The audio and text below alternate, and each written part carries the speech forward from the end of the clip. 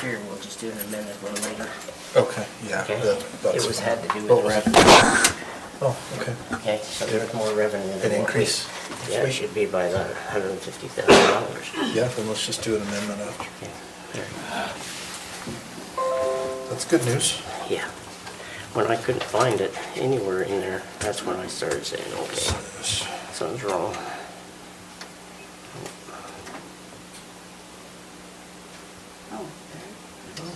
USDA. Now I need to go back to Jeremy again.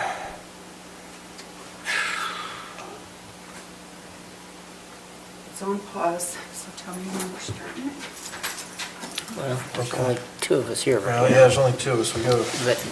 But we got Jared's gonna be late, so is Matt. Hopefully Robert gets here. Robert, I saw him come through. Oh, Yeah, you did? Jeremy, Okay. come here. No, he just heard me. Okay, so I'm here, then what do I get to do? Just push on it. I have. Things are moving it right now.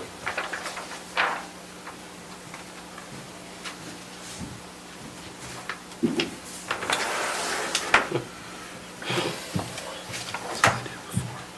I don't know what you did. You do the hard part. Because once it gets to the thing, okay, so what did you do? So now it's Is that just the done. service one, Mike? So when I'm done, Yeah. then I just Yeah, he just brought it to me, just look at it. Okay. Do you got your power? Do you want me to? Have you sign it? Oh, I've got a power here. It's just a $3,000 grant is what Yep. it is. But I don't have It a... said it's just free money, so there shouldn't need to be a discussion. If not, I'll get one ordered. Okay. Yeah. Power right in front of you. I know, but these Done already? Well, I've got this, let me wait and I'll put this resolution in after we vote on it. if I have to do it, do this. I will put some sort of protector. Okay, thank you.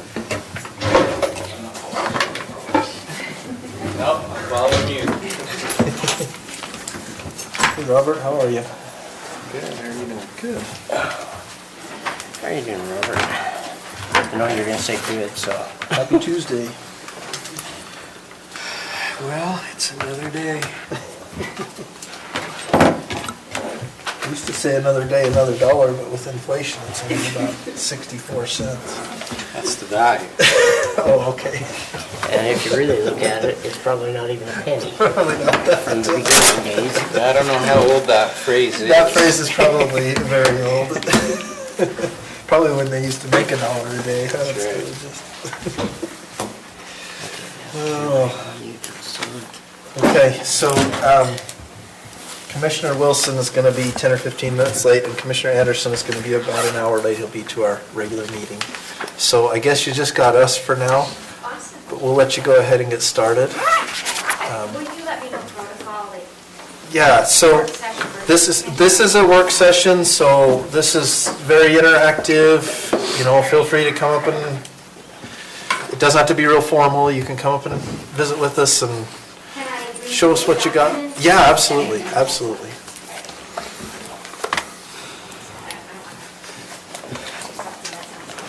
No, you're totally fine. So I just have them divided. Excellent. That's fine. So this is Thank Melissa Free gang. Freegang. And, Is that free game or free? It's pretty much everything. I respond to like fried tag or Okay. fried gone or hey baby. All right, well, you just I'm gotta tell good. me what you want it to be. Sorry. You said informative. That's right. Yeah. We're very relaxed, so awesome. Do you want, Sure. I guess I am the contact for it. Yeah, you are the crisis contact, right? so do you want me to stand? Yeah, you can if you want, and then it's recorded, just so we have it on the record, but like I said, we're informal, so. I've used that switch in my mouth as an anchor source, maybe I'll have to, I've been doing the, Now it's recording. You're good, good. So you may remember me. I came and presented That microphone's not about on. an hour ago, or sorry. A year ago, maybe an hour ago too, I don't know, I wasn't here. I made it duty, so I have to like. You're totally fine. So I came about a year ago and I presented you guys on homelessness and the homeless response system. I actually facilitate the Weber Morgan Local Homeless Council. And we talked about open doors and just services, and I work with Commissioner Wilson a great deal. He is the vice chair of the Local Homeless Council. And this new session, SB 179, created the mandate for all counties to have a criminal justice coordinating council. So I have been working under the direction of our Weber County Commissioner, Gage Frower, and he has asked me to facilitate the Criminal Justice Coordinating Council, very similar to the way I'm doing the Local Homeless Council and some of the intergenerational poverty work. So I'll be talking deep dive the intergenerational poverty work to share with you guys. Commissioner Wilson asked me to do kind of a deep dive, but I kind of want to stay up at this macro level just to provide context for a minute. So the Criminal Justice Coordinating Council, all counties, or the way the legislation reads, it can be counties combined, have to report out to the Commission on Criminal and Juvenile Justice. That is Tom Ross, who is the executive director of that. Where we are working on a strategic plan. So the mandate is to map the human flow through the system, help build the system so that service providers, we can see where people might be falling through the cracks, and then create a strategic plan and have data around building that strategic plan. As we've been engaging in this work, the system is pretty broken, right? What we're finding is the same thing that we found in 2016 when we really started to do this community work, and our number one problem, and when I say our, I mean Weber Morgan, because you have the same service providers. What we found was for intergenerational poverty, we had at one time over 500 service providers that were all saying they were working on intergenerational poverty. And so what we found was there's a ton of services, super awesome, right? So I'm not making a judgment whether they're good, bad, or in between, only that there are a ton of really awesome services, but that becomes overwhelming for people. What service do they get, at what time, and are they communicating together, and what if somebody gets one service, but it's for 90 days, but what if they need 105 days, right, for those types of things. So what I've been doing at this sort of macro level is really looking at how does a human experience that. So if someone has, say, a substance misuse, what is their experience, right? Where are we dropping the ball as a system, as leaders? I'm not a leader, but, right, Yes, like you when are. we all need to work together, why are we failing our people? And so that's really the work that I do, and my entire job is just to create links and to build the capacity of leaders like yourself to have the information to make the decisions the way you want to make them, is basically that.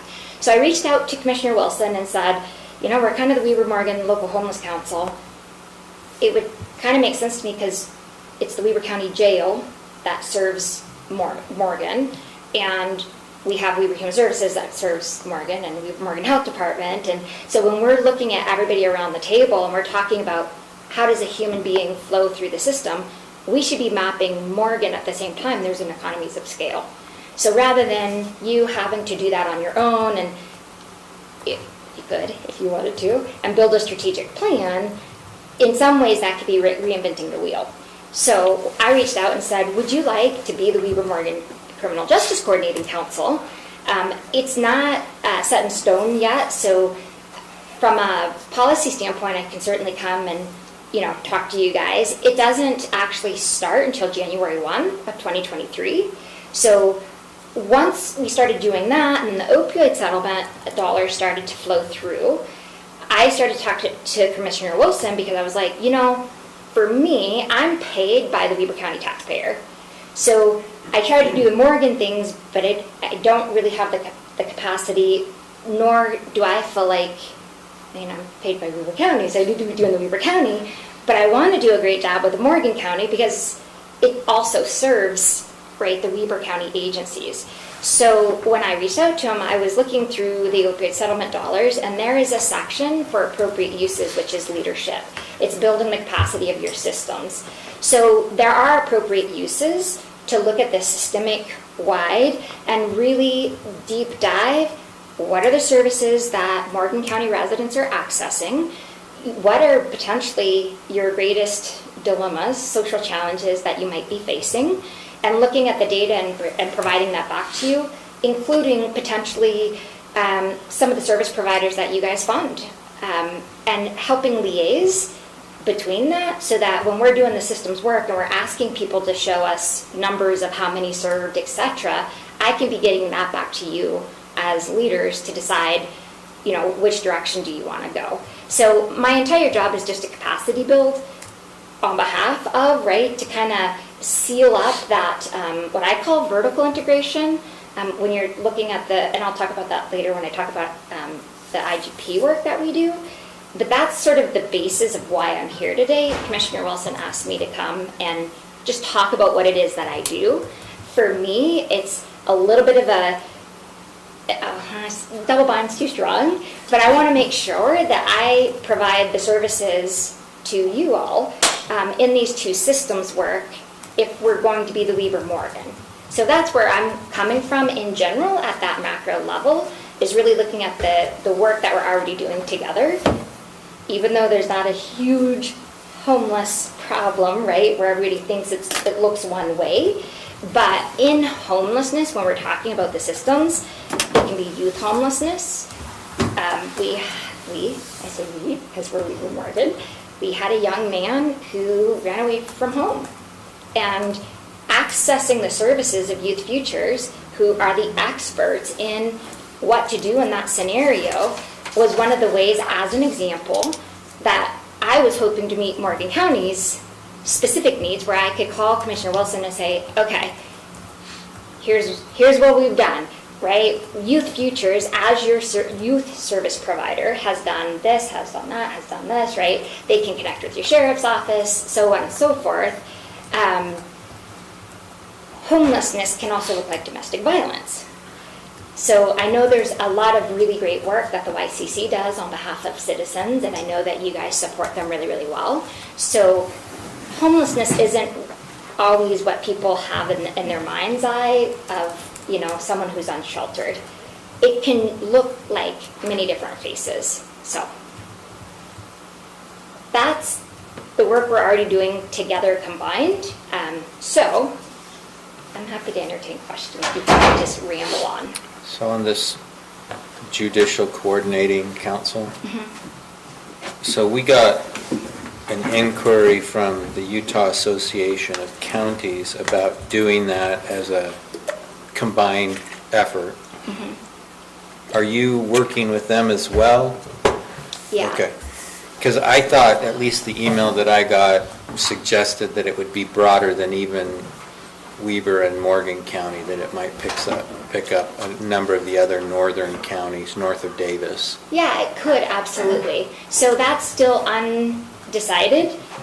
What we've been doing is actually moving forward as a Weber County, so we have been already doing the work. And so I have met with Brandy and talked about the work that we're doing and how we're doing it from a human-centered design standpoint, because there is no center of excellence elsewhere. And what I mean by that is in that vertical integration, there's no one at the county level typically doing services or service coordination, if you will. They're doing lots of really awesome services, but not necessarily coordinating and mapping and creating a strategic plan specifically for what's happening. So I've been visiting with her and UAC around what is it that we're doing.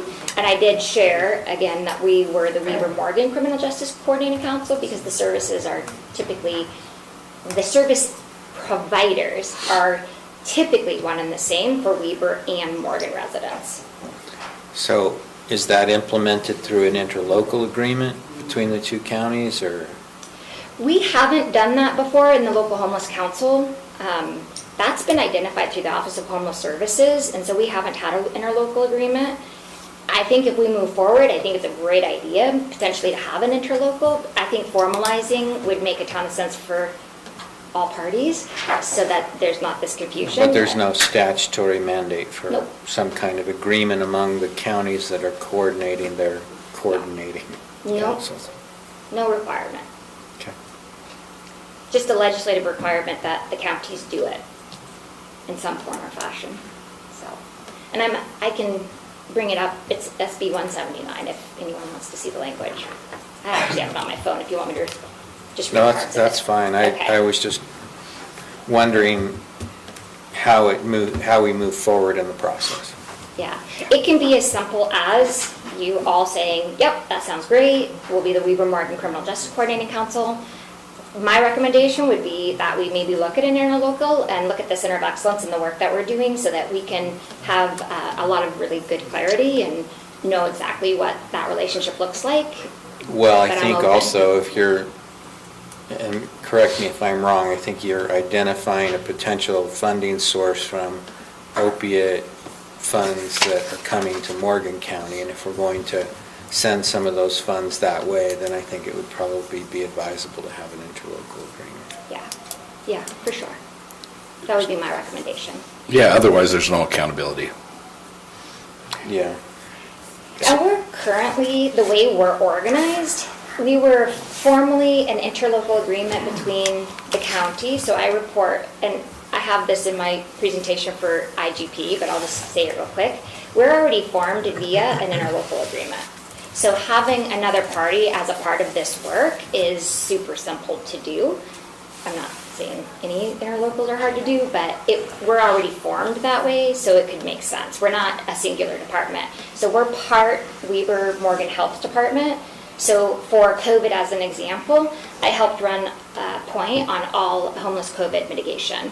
So I worked with Lantern House and all the service providers, and Lantern House became the Q&I site. So that was for all of northern Utah for the most part, but we didn't call it the Northern Utah COVID mitigation or anything like that. So anyway, so I work for Weber County under one portfolio of the commissioner and Weber Morgan Health Department.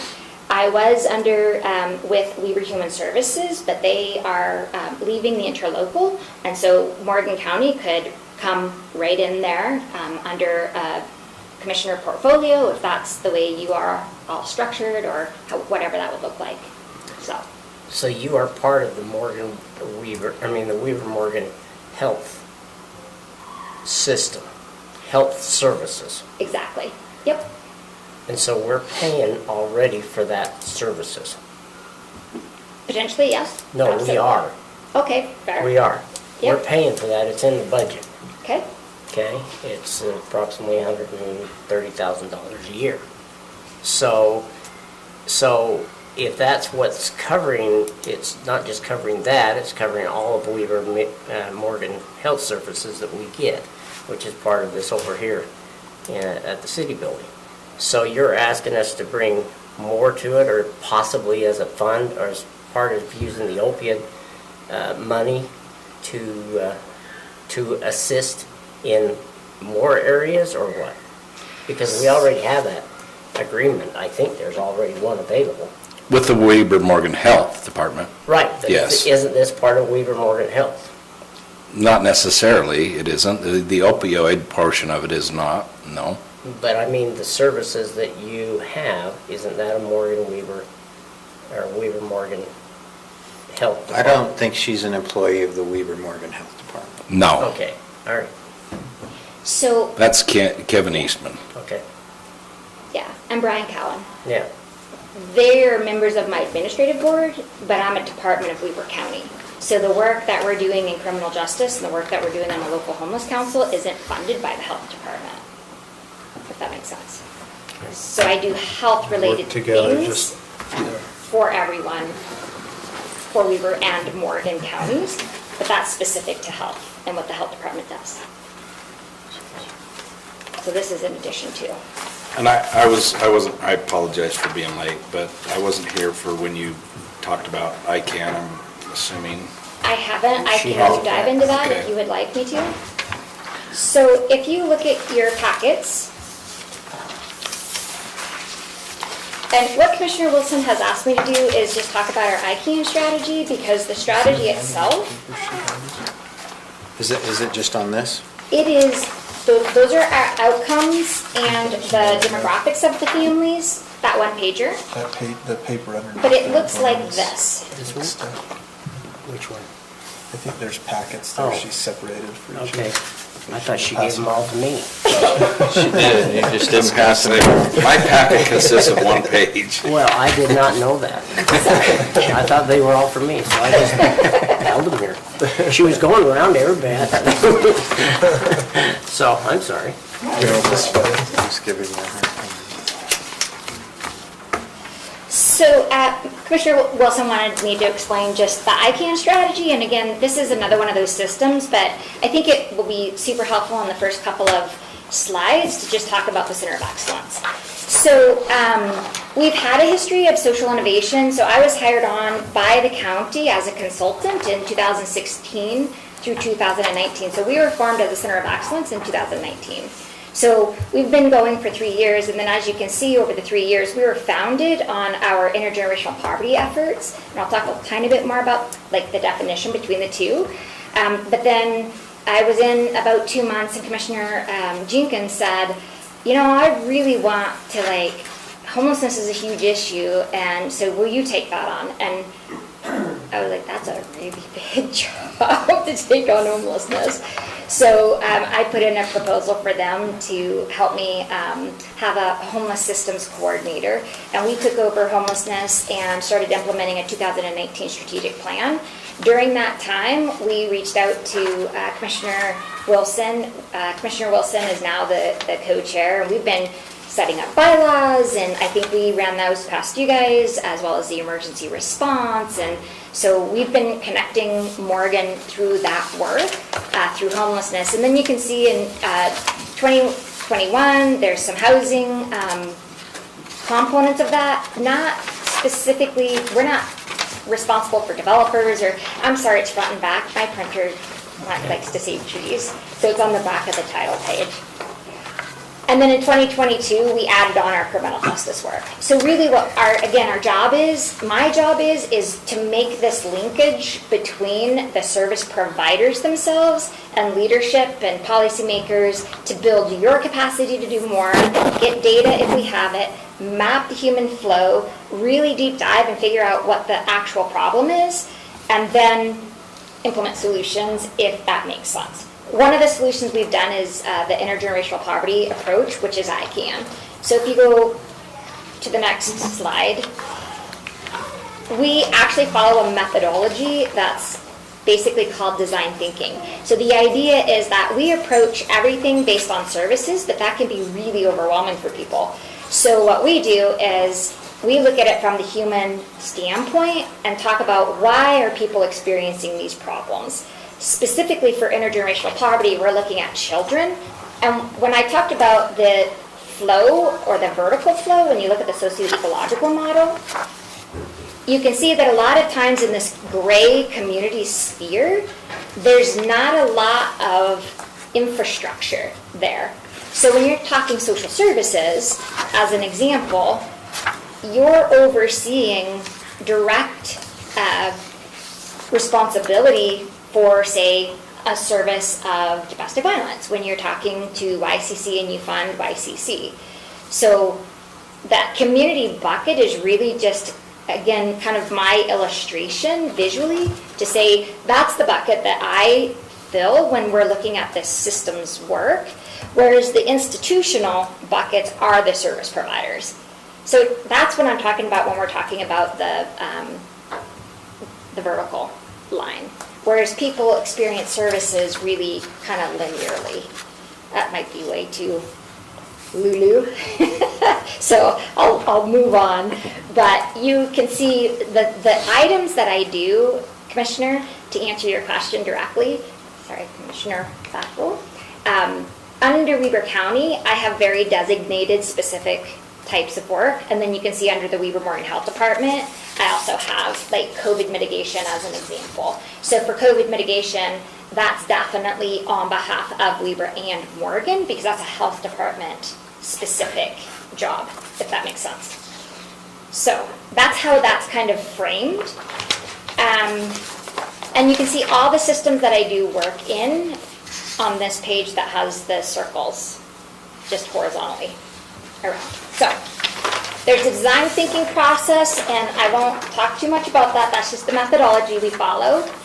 So for our intergenerational poverty, we have 10% of our children experiencing intergenerational poverty, with another 23% in poverty. So there's a difference between situational poverty, where people experience COVID, maybe they lose their job, right? That's situational poverty. And we have welfare programs or state assistance programs that help bolster people. We call them safety nets.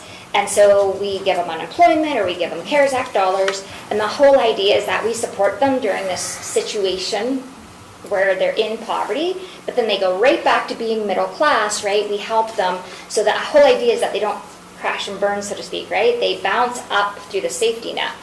Whereas intergenerational poverty is this generation to generation of poverty.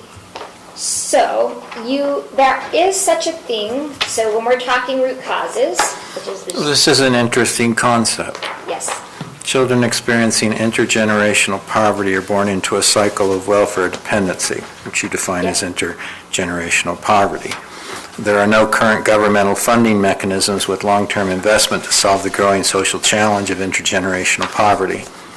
yep, So the system that provides the care, I will call it, has not figured out a way to help save people from itself. absolutely, absolutely. They call that the benefits cliff. So people are getting, say, $1,400 of like rental assistance, and then maybe they're getting $600 in food stamps, and maybe they're getting, right?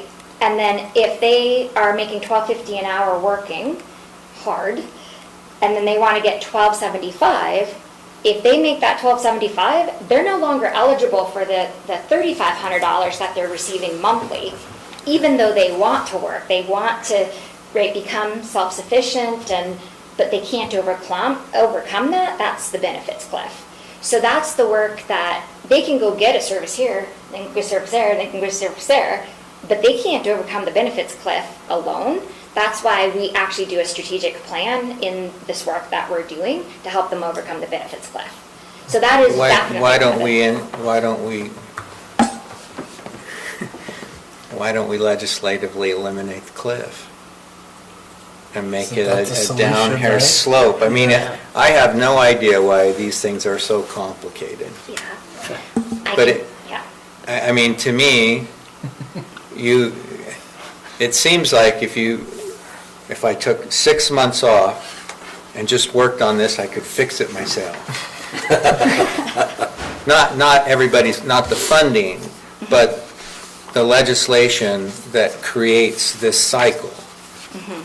And, I mean, I'm somewhat cynical about bureaucracies and Absolutely. their perpetuation of themselves instead of providing for the people that they were created to benefit. You're absolutely spot on, and that is everything we are about. That's what we're addressing. That's the root cause. And we always point a finger at people.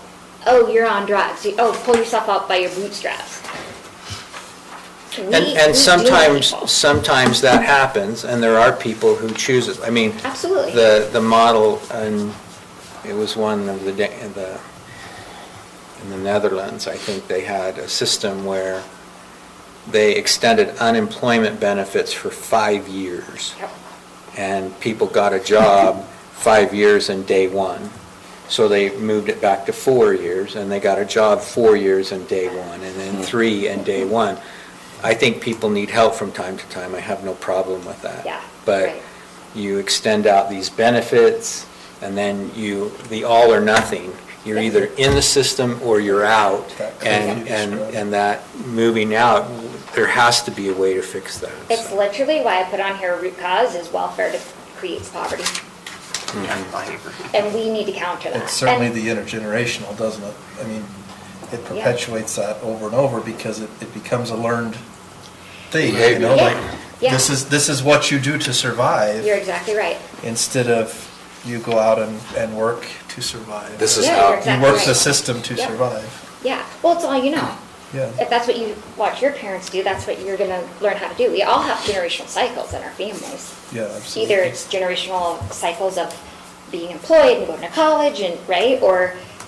But there is that line where some people just can't break out. And that's where this idea around synchronized services, we're only funding services. And this isn't to say don't fund services to help people. It's let's be really strategic when we do it. Let's move them along the continuum and then work with employer partners, for example. I'm sure there are multiple employer partners in Morgan who would hire someone who has had a substance Abuse misuse problem. There are some. But what happens is we haven't solved the root cause of why that person is suffering from that ailment, right? We haven't given them the right service at the right time and the right duration. And if we can synchronize those services, which is literally what this whole idea is, at that level, is to say, what services do we have and don't have? Why do we only have a residential treatment program for females that goes 90 days? What if it's 105 days? Well, we need that data to be able then to go make legislation and say, here's our data. If we do X, Y, and Z, we can get this $1.50 return on investment. Legislators, let's try this.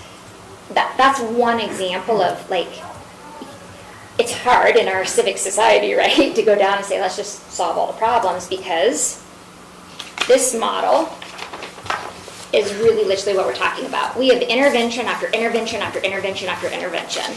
And what happens to people is that we treat these interventions like homelessness as the disease. Homelessness is the symptom of the disease. Domestic violence is the symptom of the disease. So we have to get root cause. So if we do these interventions with parents, and we get the postvention, this follow-on, what happens right now is services are funded in these increments that are random. 90 days for treatment. 90 days. What if somebody needs 200, right? And it's this sort of long term. Or 28. Or 28. Yeah, absolutely. So there's one size fits all doesn't actually one size fit all. And so we're stuck in this sort of welfare dependent cycle where once you fall in, the stats are if you have one form of state assistance, you'll be on 3 and actually this creates itself. And when I visited with Commissioner Wilson, Morgan County is in a wonderful spot. Not that you don't have potentially root cause problems, but you're small, you're tight-knit, and everybody pretty much for the most part knows everyone. You have this genuine community, which is actually technically a scientific term. I'm not just complimenting you guys, but you literally do know each other, and that spirit of trust and understanding is actually these environments where people can actually thrive. So if we can, which is different than everywhere else, right, when there's a lot of density. So right now, you guys are really up in front of a lot of these social ills, but your individual people who are living in Morgan County are still suffering from some of these social ills as well. So, I mean, that's the good news, bad news, and I'm not going to tell you, you guys know about your own county, so I'm not going to tell you anything you don't already know.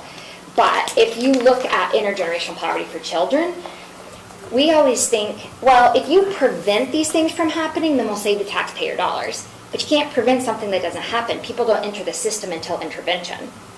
So there's really awesome prevention services, but that's after the fact. That's a service. Whereas if you do the intervention plus the postvention with the adults, that's called the 2-gen strategy, you actually literally prevent these cycles from continuing because you give children what they need. That's the human-centered design. It's the universal physiological needs and the universal psychological needs. Every human being has them. It's not a complicated model. It's a universally accepted model that if you meet everybody's needs, that's called the theory of motivation. Intrinsic motivation trumps extrinsic motivation. If we can take care of the universal psychological needs of children, protective factors, then they actually are empowered with self-determination, essentially, so they can break these cycles. That's literally, like, it sounds simple, and it is, but the political will is complex, right? The funding pieces of this are complex.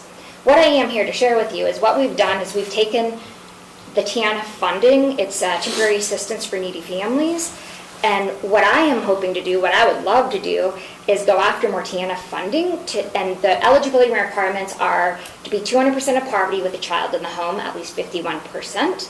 And I think there is going to be reserved TANF dollars in the state of Utah that will be potentially sent to counties, and I would love to replicate what we're doing. If you look at this one pager, on the front is literally the outcomes of our demographics, of our families. And there are Morgan County residents that are 200% of poverty. If you think about 200% of poverty, that's basically just, there's this federal guideline that gives you one number and it says, okay, the federal poverty level is X, and if you're 200% of that, and it basically depends on your household size. But most state assistance programs are all, the eligibility is based on that criteria. So it's pretty much all the same. So your rental assistance and your temporary assistance for needy families and your SNAP, and so those go through certain sort of federal agencies like your Department of Workforce Services, etc. It's just another set of multiple services that, you know, how do you access what and when is really the question, right? Like, it can be overwhelming if you have over 500 to select from. If you look on the back page, this is our demographic profile. We have a number of single mothers. 85% of our population are single moms escaping domestic violence. So it's not the crisis services. YCC is phenomenal at their crisis work. That's what they do well. They do it magically. Our individuals aren't, we're not doing this sort of domestic violence interaction. What we're doing is kind of after the fact. It's sort of this longer term where we're helping them create strategies for themselves. So much so that you can see on the back, again, back on the front side, we have outcomes that are economically viable for communities. We have a single mom who started her own business, house cleaning. She was like, I'm really good at house cleaning. She had a background, so she had a hard time getting work. So she just created her own business, and she has 5 employees that work for her. And she escaped domestic violence. So, I mean, it's not that easy. These women and men, we have a lot of single men, actually, so they're resilient people. They just need that next strategic plan of, okay, let's take care of these 3 things right now, and here are the awesome services that do it. And then we build another strategy of, we call it crisis, short-term, long-term, or economically mobile. We don't stop working with them when we think they're, oh, you're good, right? We don't say one size fits all. We just customize it, and then we actually score the children's opportunities and risk factors.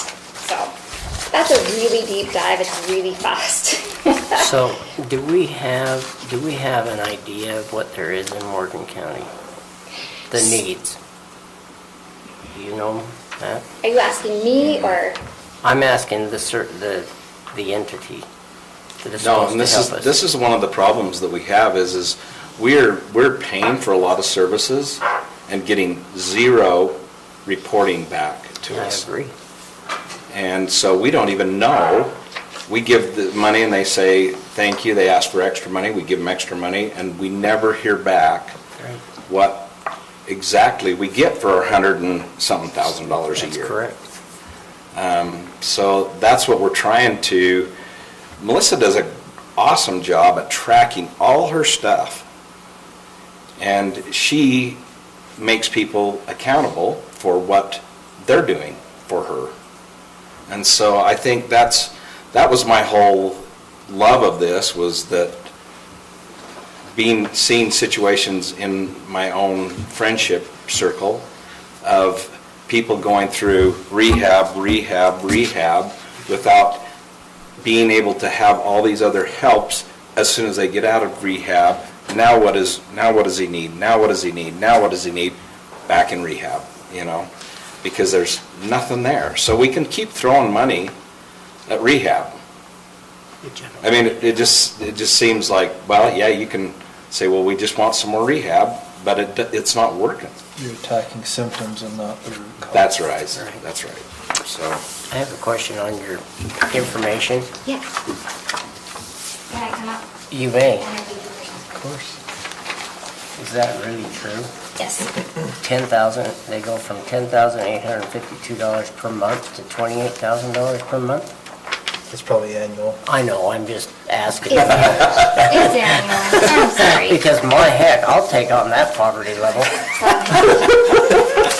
annual, sorry. I didn't have glasses at the time, that's my excuse. Okay, all right, just thought I'd ask. So Just make it a Melissa, little more what, lively. Yes. I'm assuming there is an ask here to some degree. I'm guessing with opioid settlement funds. And what's your suggestion and ask, and what's the, Yeah, so I think, well, I didn't want to come with an ask with a handout, right? Like, I don't want to do that. What I wanted to do is just explain, here's what we're already doing together, which I'm happy about. I think that's awesome. I'm I feel for myself personally, I'm paid out of one bucket. I want to do a great job and do this economies of scale with the work that we're already doing. To me, it makes sense. I love doing it. We're good at it. I love working with Commissioner Wilson, right? So I would love to continue to do that work. So I guess it is an ask to say, for the Weber Morgan Local Homeless Council, this systems level work, and even pursuing potentially like TNF as for Morgan County specifically, it would be great to have a connection that's formalized, potentially through an interlocal, and the opioid settlement dollars with letter J, building the infrastructure, is right in this alley of what we're already doing together. So that's not really an ask, sorry. is that, do you know what portion of the opioid settlement money can be used for that? Is it all of it, or is it a It portion? can be all. So you have, I'm not sure, We have you've probably seen the 13 MOU. to 20,000 with a year roughly that's gonna come in, it sounds like. Yeah, potentially a little less than that because you have to pay attorneys. Oh, So yeah. I provided that to you in the one-page sheet. I This mixed one? all of my stuff up. Yes, that one. That is Morgan County specific. So you can see after, I want to say 8 years, you get your full allotment, but you have to pay attorneys for the first several years. And you can see that on the right-hand side column. But if you look at the MOU, which I'm not directly involved with you guys, so I don't know when you signed the MOU, but I'm assuming you did because you would be getting then a check cut of your portion of the funding. But what they outlined in the MOU is available uses. And so outlined in there are a whole host of, there's a whole addendum, A through C, of appropriate uses. Letter J is leadership, building capacity of your system to do more, to look at data, that sort of thing. So that's an appropriate use that I went to our attorneys within our county commission and asked if that was an appropriate use to actually look at a systems coordinator to build the capacity of the system to do more. So it was vetted, but I'm sure you want to send it through your county commission attorney as well. But that was an appropriate use. So you get to choose where you spend your dollar.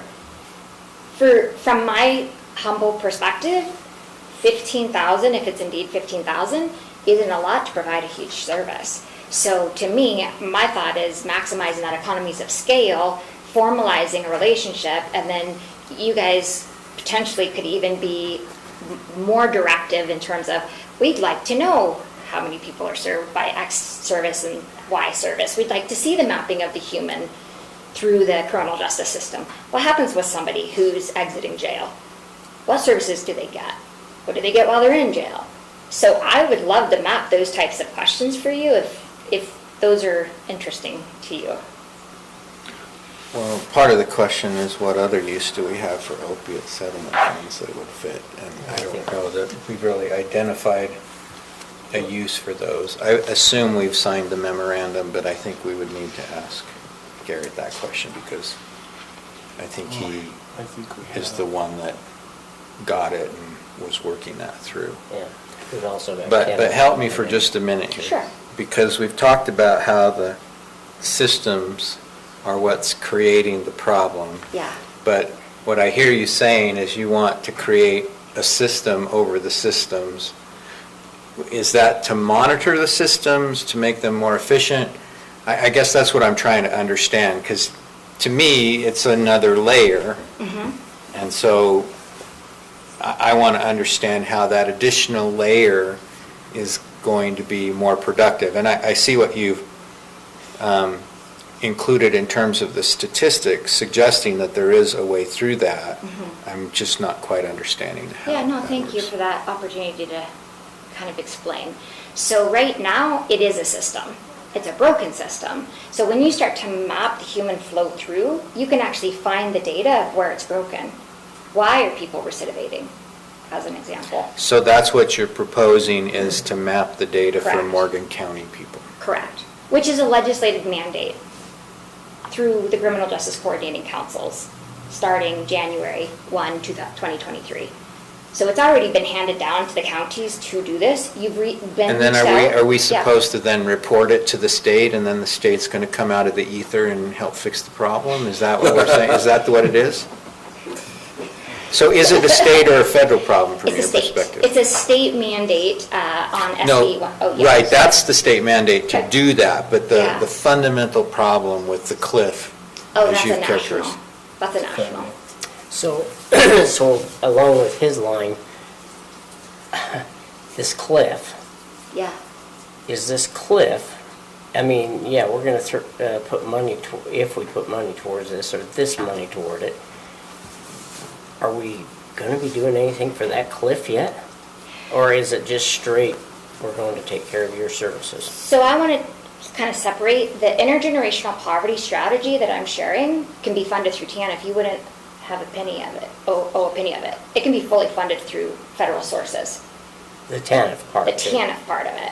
That can do the ICANN, this intergenerational poverty piece, Mhm. but it has to go to families that have 200% of poverty with a child in the home. But that won't cost you a cent. It just costs you to. Make sure, I want to make sure I go understand 200% of poverty. So if Yes. they say poverty is 15,000 a year, Right. so that it can go to a family that's making less than 45? Yes. Okay. So it's 200% of that number. And Yeah. who sets that number? Is The it feds federal? do. Feds. The feds, yeah. So for Yeah, any federal. But for law- us in our county, where we have a higher per capita income, Yeah, it doesn't matter. it doesn't matter on that. That's a federal designation and that's federal dollars. It's why it's so complicated to answer your question back when, is because the feds are saying, okay, we're HUD, Housing and Human, or Urban Development. We're sending you this money, states, you figure out how you want to be structured. Office of Homeless Services says, great, Weber Morgan, that's you.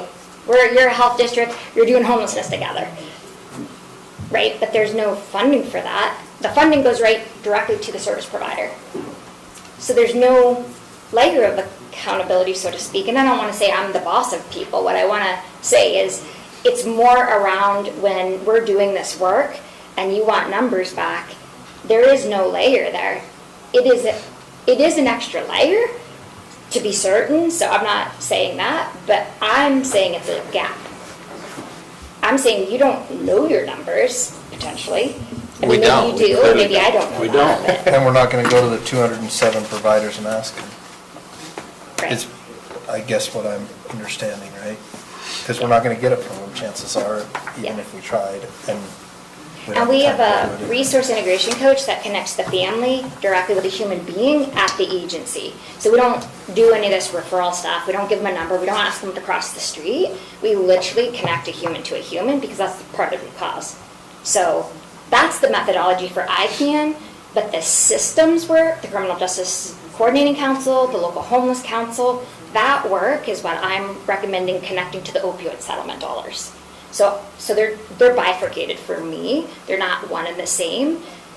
But I was asked to show the ICANN strategy to show that it's really a strategy. There's no programming around it. It's really just to get to the root cause of what's happening to people. And the cause is that there are lots of interventions, but we're not giving them everything that they need because we're not digging deep enough. We're solving symptoms versus root cause. I hope that. Because that's the Okay. easiest thing to do. But the ICANN thing wouldn't be a part of what we're talking about. Not for the opioid settlement.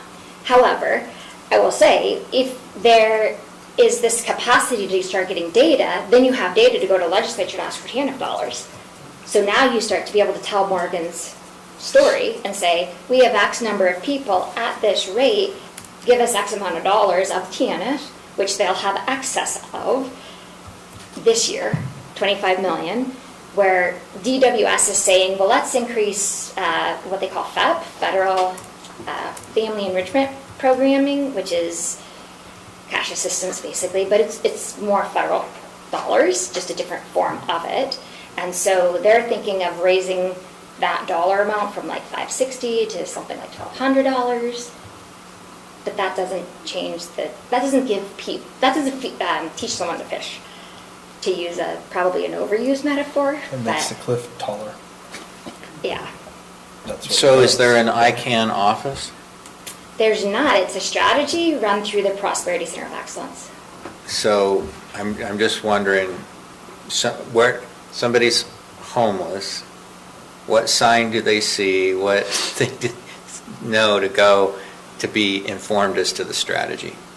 Yeah, so what we do is actually the same way that we connect with the human to human, the agencies are already sending us people as well. Oh, so if they go to YCC, for example, then they may send them over to you. Yep, to and work vice on the versa. strategy. Yep, so that we're not like just handing them off. We're literally saying, let's co-enroll, for the lack of a better term, right? It's synchronized services, not even coordinated. It's literally, what does that person need? And when do they need it? And what duration? And let's help solve that problem. So that's the ICANN strategy, and they get to us through our human-to-human partnerships. So do you anticipate, I mean, I'm assuming at this point, in terms of the Criminal Justice Coordinating Council, that's not really in play yet because it's still being determined. It's an unfunded mandate from the state. Right. The question is, how do we meet the mandate? And then I guess the other question is, do you envision something similar to ICANN that might come into play with the criminal justice portion of it? Yes, so from my perspective, we could be going after, Martin County could be going after TANF dollars in this coming session and talk about the families that you have that are 200% of poverty with a child in the home. You could talk about your eligible families for ICANN today. With the mapping of people through the system, the work that we're going to be doing is to try to find out how many numbers. Do you know how many Morgan County residents go to the Weber County Jail? Do you know what your recidivism rates are? No, Is- and I is don't the frankly idea- know how many I know. families we have that are below 200% of poverty. Yeah. I don't either. But so is the idea, I guess I'm trying to understand why the state decided we needed legislation to have a Criminal Justice Coordinating Council, and what's really the purpose of that council? Is it like you say, to map it and figure out what they need and how to, is it prevention? Is it trying to prevent them from being in the criminal justice system long-term, or do you know what that? Yeah, no, I do, yeah. Okay. So the design of the Criminal Justice Coordinating Council is the reason why, because I actually understood it was, oh goodness, Representative Ballard was the one who worked with Senator Weiler to put that in his bill. And she wanted to make sure, because one of the root causes is people don't know what service to get when. And they're time limited. And they're, right, like, they're sporadic. We have 207 that we can do human to human with, but there's over 500 theoretically, right, of these services all over the place. Who gets what? Which one do you need, right? And how do you move through that continuum? So from my humble perspective, the Criminal Justice Coordinating Council is literally just seeing who has the data, right? How many do we have? Like, for me, my question, if I was sitting in your seats, which I'm not, I would be asking, how many people do we have going to Weber County Jail? That would be my number one question, if I'm looking at mapping that. And then, okay, well, who are they? What's happened to them? Do they have a recidivism rate, right? Are they getting the services that they need, or are they not? Are they like, for example, Commissioner Wilson's friend, where maybe that individual hasn't gone to jail yet, right? But what does that person need? And right, how's the system helping? Because it is a system, unfortunately, which is a one-size-fits-all, but how do we actually tweak that and turn it So on its head? do they give you that kind of information when you go to YCC?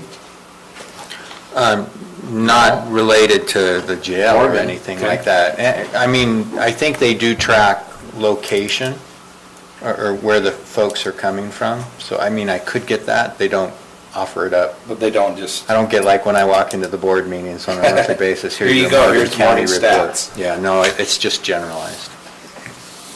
which It'd be nice to have the stats. it would be, it absolutely It would would really be. be nice to have the stats. That way we can help in whatever method we need to help. So my view on this particular thing would be, I'm open to funding, utilizing this way, because I don't understand where else we would be able to utilize the opioid funding. But I think what would be helpful is to have some kind of written proposal that might make its way into an interlocal agreement that we could actually take action upon. Garrett, a question arose while you were out. Have we signed the memorandum on the opioid settlement? We've signed all the documentation, Okay. and I worked with the treasurer today to get the W-9 and everything Okay. uploaded to the portal, so we should be good to go there. Great. Okay. Now, I know that Kevin Eastman's coming today. He's going to talk about his proposal too for that fund, so we need to look at all different avenues before we decide on anything. So, Well, we're not making decisions today. Yeah, we're not anyway. making Nothing's on an any of action it. item, and Right. but this has been really helpful, and I didn't know about a lot of this, so I really Either. appreciate the opportunity to learn about it. Absolutely. We're at the end of our work session time, but before we end, are there any questions for Melissa? Okay, thank you, Melissa. You bet. You better get, And Sorry, Melissa, I thought we were gonna sit around the table, I apologize. No worries, no worries. Oh, we could have done that. I know. It was good to put her right up there in front. We told her it was informal. Yeah, yeah. and you need to give Matt a harder time. Oh, okay. Yeah, you've got my permission. Make him work for his pennies on the dollar here. We have a Okay, small break? yes. A real small. Don't you laugh, you just walked in. I just had a break. I just got here. I don't know how long you've been here. Here, I'm not worried about you, your hair's getting long. Thank you again, Melissa. to get a cut, just You're working too I haven't gelled it for a couple weeks either, so it looks a little more raggy.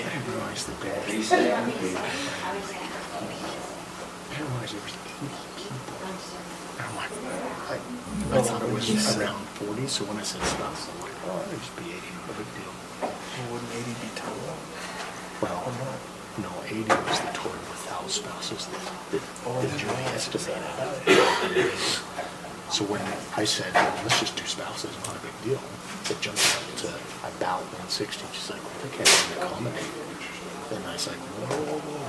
I didn't mean to go that far. So I'm agreeing, yeah, agreeing with Ron. I don't know. Employees and call it good. Now, like, I didn't realize that there was. Okay. So you talked to her about that conversation. So she sent that email maybe at the end of our meeting, but she just sent that email and said, hey, right now we have this many with, and then she said, planning commission, council, or commission spouses, and I really don't even know if mine will come either, so I don't. I might be able to get them against them. This wasn't planning. I just think we call it good. Well, if I'm not going to invite spouses of others, I don't want to invite others. Yep. That doesn't make sense to Yep, me. yep, I agree with that. So back to square one. My thoughts, no. We'll probably let her know before she changes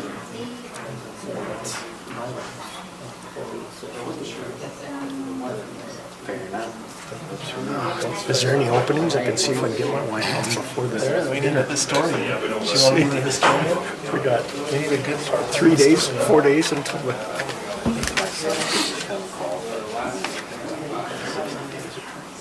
There you go. Let's get you in there.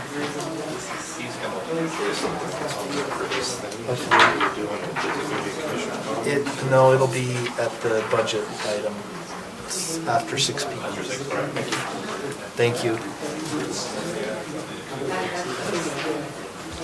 Okay, we're going to call this meeting of the Morgan County Commission, December 6, 2022 to order. I've asked Commissioner Wilson to offer the invocation and pledge of allegiance. Our Father in heaven, we approach this evening grateful for the many blessings that we have. We're grateful especially for the moisture we've received, and pray that we might continue to receive sufficient for our needs this upcoming year.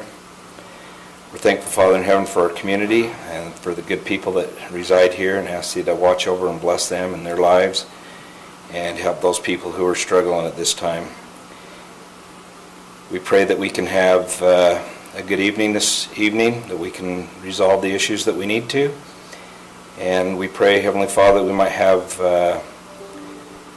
love and harmony in our county always. And we say these things humbly in Jesus Christ's name, amen. Please stand. I pledge allegiance to the flag of the United States of America and to the republic for which it stands, one nation, under God, indivisible, with liberty and justice for all.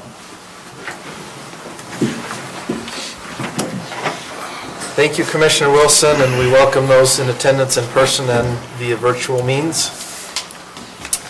We will start with consent items. We only have one consent item this evening, that is the approval of the November 22nd, 2022 meeting minutes. Are there any adjustments to the minutes that have not already been provided to Julie? There's a couple of references to Trevor Kobe in the minutes. Do you already have that? Yes, I got Okay. And it's spelled K-O-B-E, right? It is. Yeah, that's what I thought. So you got it. Let me just... I received corrections from Garrett and Elaine, both. On item 7, there's a motion by Commissioner Fackrell to remand to the planning department and the director to review. Oh, I just wasn't sure if the last sentence was part of the motion. We need some kind of code or ordinance. I asked her to take it out Okay. because that wasn't part of the motion. What I hear. Prior to recognition. And On my motion on item number 8, after the semicolon, that prior to recognition of the plat, that the verification of section corners be confirmed, it should be recording, not recognition. oh, sorry, I missed that one. In item 11, my motion, second to the last line, letter from the Division of Drinking Water, I would just capitalize Division of Drinking Water. And that was in 11? Mm-hmm. 11, That's all I have. yeah. I have a question for you, since you guys are, might know a better way of saying this for her. Let me find it first. Oh yeah, is Mary Everly one of the homes of the Warner West development? And it would be in What section? D, in D4. B4? D. Oh, D4. Yeah, D4. Is that public comment? Yeah, public comment.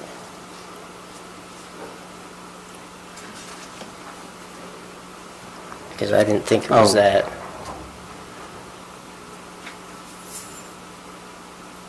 So what's the question? That's just the name of the individual who made the comment? Right, but the comment was, that we will be one of the 11 homes in Warner West development, because there's more than 11 homes. Yeah, I That's don't why I'm think that saying was that Warner wasn't West part of it.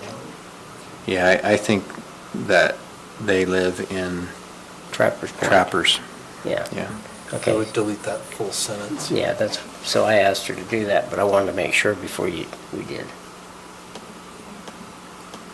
Okay, any other comments on the minutes from November 22nd? Okay, we'll look for a motion. I move that we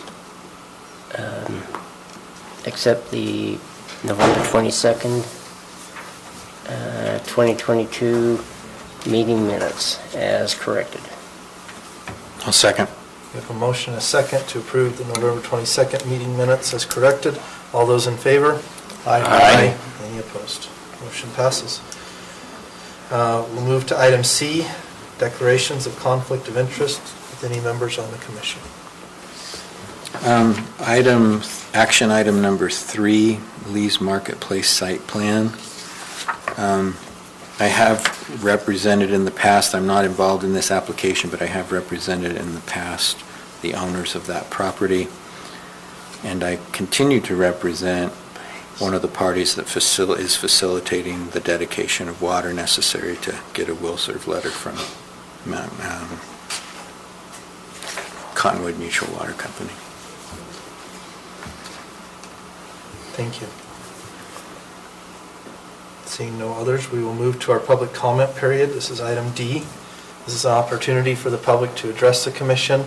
We'd ask that you please state your name for the record and limit comments to about 3 minutes. The time is yours if you'd like to come forward.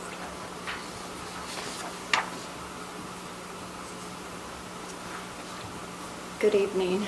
I'm Gayleen Adams, and the first thing that I would like to do is say thank you to each of you for your service and the service to all of us within Morgan County.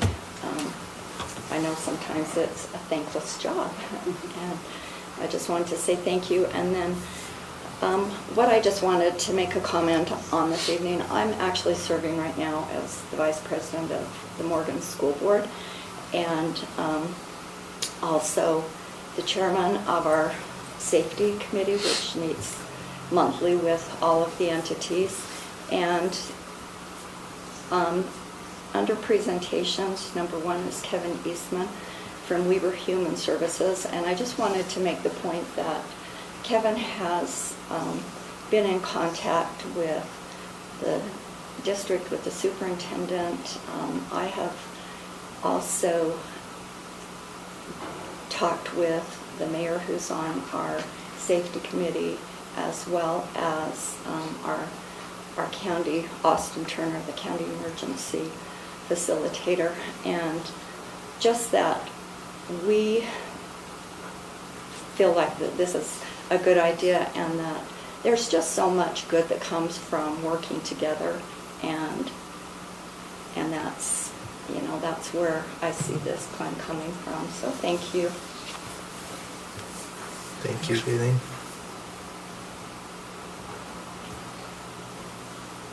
Okay, seeing no additional public comment, we will move to our presentations. Item E, we'll start with Mr. Eastman with Weber Human Services.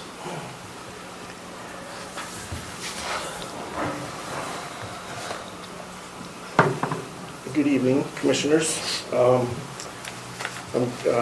name is Kevin Eastman. I'm the Executive Director of Weber Human Services, and I've been here on a couple other occasions and have met almost all of you. I'm grateful to be here tonight, and if it's okay with you, the points that I have down, I've decided to kind of just read, if that's okay. That way I won't miss anything. And it just will be a couple of minutes. I really appreciate Gayleen speaking to this proposal, and I will mention the partnership that exists through this proposal as well. This is just a proposal on how I feel that, and my organization feels, would be the best way to spend this opiate funding that's been awarded to Morgan. We all know that this is a pretty small sum of money for the first year. And then, as I heard Melissa explaining earlier, that in future years this will grow. And ultimately, it will be the commission on all these decisions to make on how that funding will be spent. I'm just here tonight about this first year funding, which I consider base funding, and that's what the proposal will be addressing. So there will be additional funding that you will get the decisions on how that money should be spent. So hopefully, as you entertain this proposal, we all know it's somewhere between $10,000 and $20,000. And then as I was reflecting on this proposal and what I wanted to say, maybe just from a personal standpoint, it's been 40 years since I was a young man and I left a small rural town in Wyoming. And I make that point just because when I come to Morgan, it's kind of like coming home for me a little bit. I just get that small or hometown feeling. And I remember in my community in Wyoming 40 years ago how peaceful that community really was. And I like that feeling when I come to Morgan. Like you, I imagine I would like to see that preserved here in Morgan for the future years. But just because it's a quiet and peaceful community, it does not mean that Morgan doesn't have some issues with, especially their youth, participating with prescription drugs, alcohol, and or illicit substances. I can honestly tell you that I know that it is here, and I imagine you know that it's here. Even though it is here, it is not the extreme problem that is encountered in a larger urban communities such as Ogden and the neighboring communities in Weber County, where I live.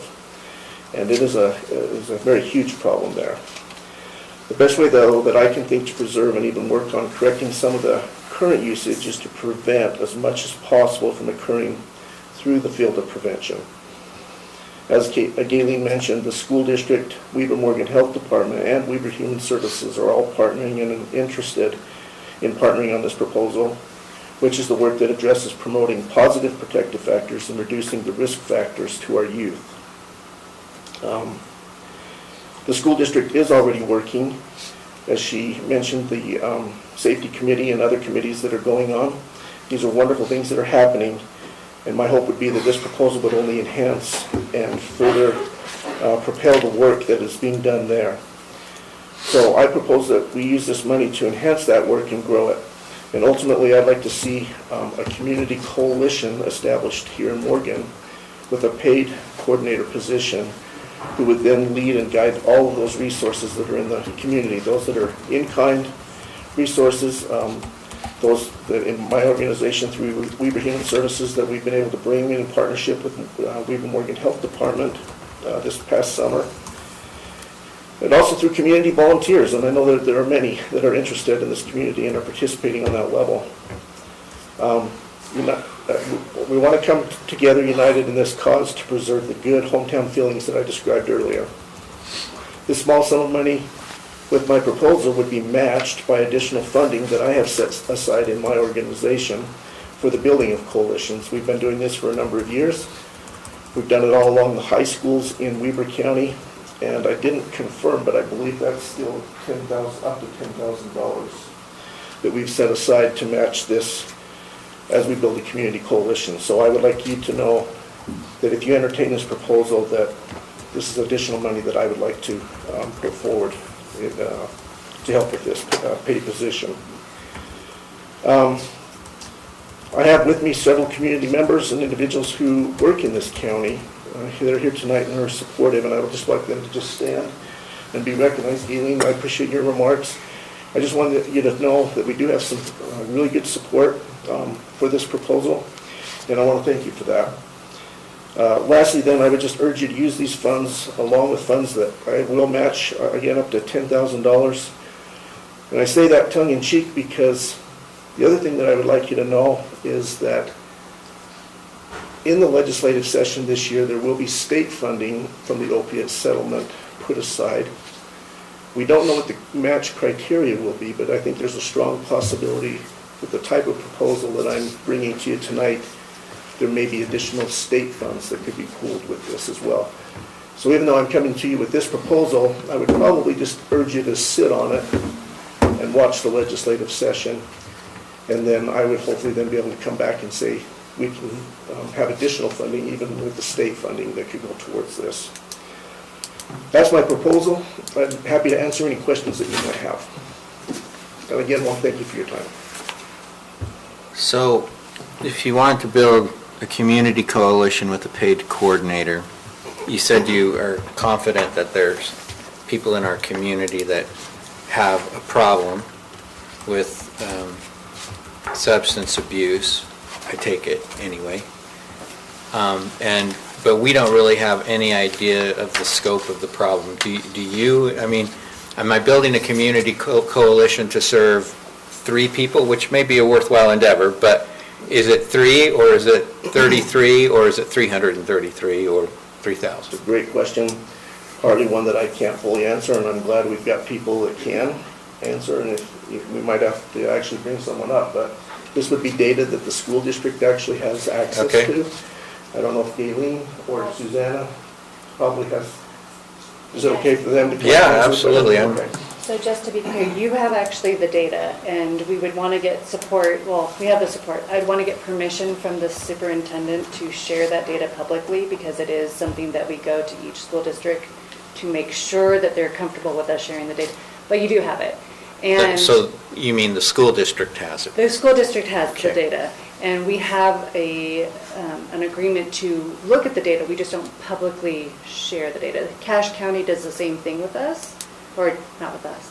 Cache County does the same thing with their coalitions. They use the data, but they don't publicly share it without permission from the school district because of any perceptions that may be there. So yes, there is data, and there are a few more than 3, but it's to keep also, we want to keep it as low as possible. That's the I goal. don't disagree with that at all. I'm just trying to get a sense for the scope. And just one more thing quickly, and a lot of this, I thought that was a very good question, but our hope is prevention, that, that ounce of prevention is worth a pound of cure. And so that's kind of where we're actually hoping for that as well. So is the money that we would be putting towards this to have a matching from you, is that going to be used, how is it going to be used to prevent? A lot of it will go to this paid coordinator that would then work in the community with all the volunteers and all the in-kind resources. That's how it's been in other coalitions. It's one paid position that works in prevention, pulling these resources together, taking the data from the school district with the school district and the volunteers, formulating a plan for the community.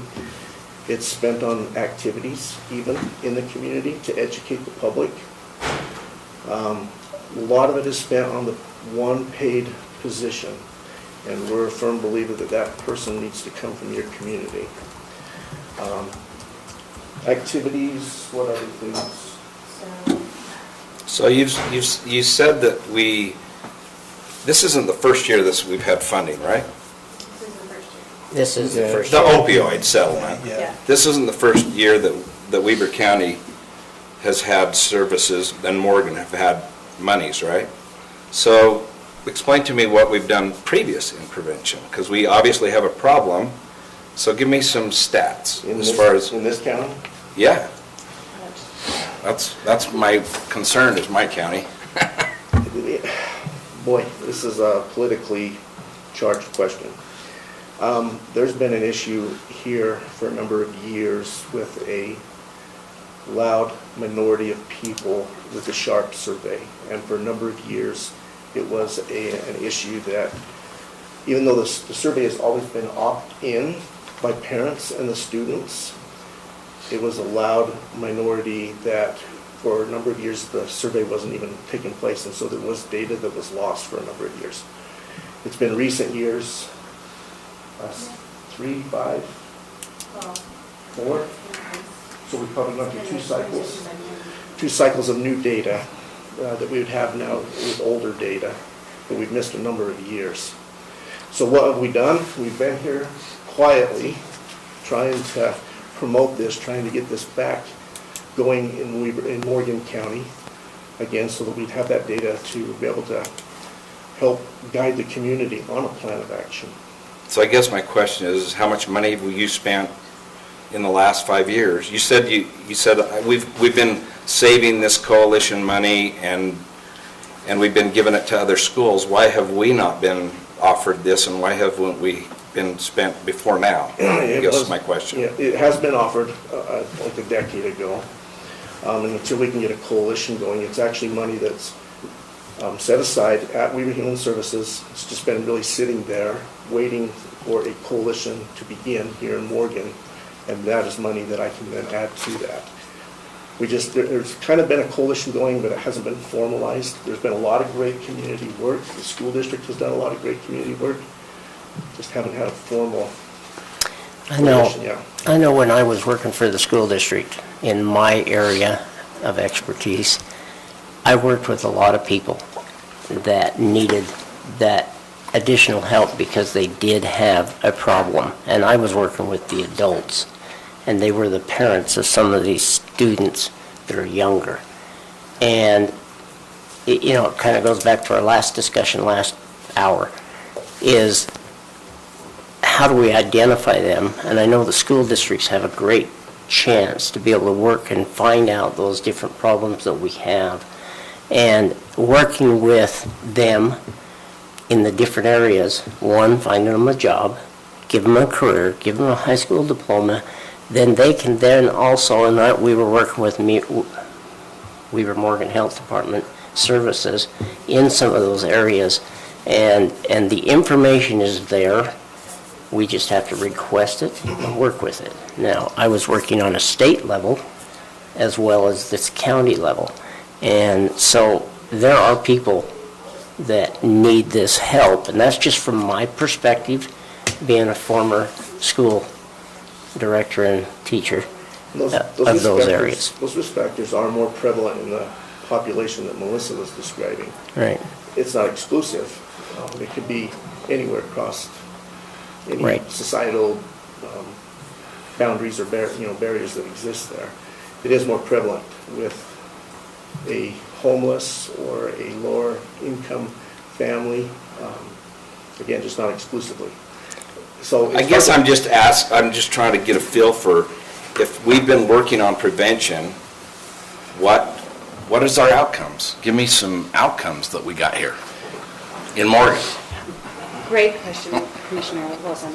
Again, my name is Susanna Burt. I work with Weaver Human Services. One of the things, we have done activities up here, but the other thing to know is that we only come up here if Morgan wants us here. So that was the other big thing. They reach out, so it was so I don't know Sunny's last name.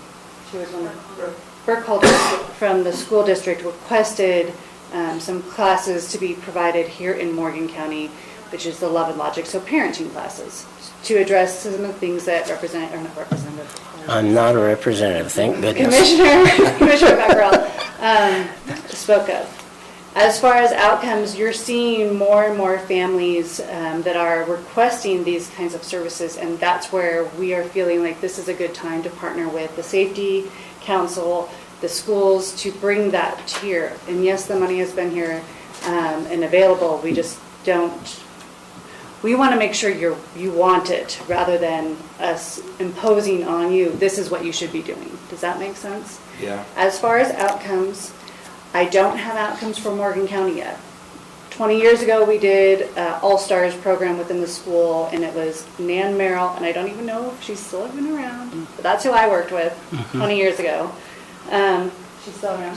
She retired. Okay. But she was who I worked with. And we saw kids change. They were bonding. They were feeling like they had goals, and that's what the evaluation told us then, is that they were setting those goals to work towards better things. But I don't have it specifically for here right now, because again, we haven't done a whole lot other than Kimberly Crookston, who's this wonderful person behind me, has worked with the mayor and the Weaver Morgan Health Department, as well as some of the parents here, to do a parents empowered strategy at the Riverside Park. Did I say that right? Riverside Park. And she's also worked with some of the Live On campaign here too. So she's worked with those two things, which are really more universal. Everybody gets it, but it isn't, hey, we're going to talk to Commissioner Wilson and target you with the strategy. It's for everyone, and that was well received too. You got to come. Did you see the placards at Riverside Park along the path, the trail? Just ways to engage parents to talk to their kids, make good choices, all those things. So, question? So, when you say, you know, you want to know if we want you in Morgan County. Yeah, I know, well, I respect that you may not want us in Morgan. Well, no, that's not what We we're sent saying. a lot of money down there. We send a lot of money down to Weber Human Services and other partners. I think in order to make that decision, we really need to understand what it is that you're offering and what it is that you do. And I don't think I have a good understanding of that, frankly. I mean, you've given us a couple examples here, which I think is helpful. I think it would be helpful to have more in-depth understanding of what it really is that we're talking about. Do you want to do that tonight, or do you want to? I don't want to do that tonight because I don't think we have the time to go through it in depth. But I think it's something that, and you could probably send it through email, to be honest, I don't know. But I think that for us to say, well, yes, we want you, or no, we don't, I'm not educated enough to make that decision at this point, you know, and to know. I think having, you know, the statistics that Commissioner McConnell mentioned would be critical to that, you know. I mean, you say, well, we're going to provide services to help parents through a parent education class. Okay, what's the criteria for that? And how do we know, you know, who do we invite to that? And how do we invite them to that? And how does that information get around? You know, frankly, if the school surveys my child and says, you know, do you do this and do you do that at home, I would be irate if they were asking some of those questions. I mean, do you have firearms in your homes and things like that? That's none of the school's business. But I also understand that that's a source where we gather information sometimes. So when you say, you know, do you want us here or not? Well, that's a loaded question because I need to know exactly what it is you're going to do here.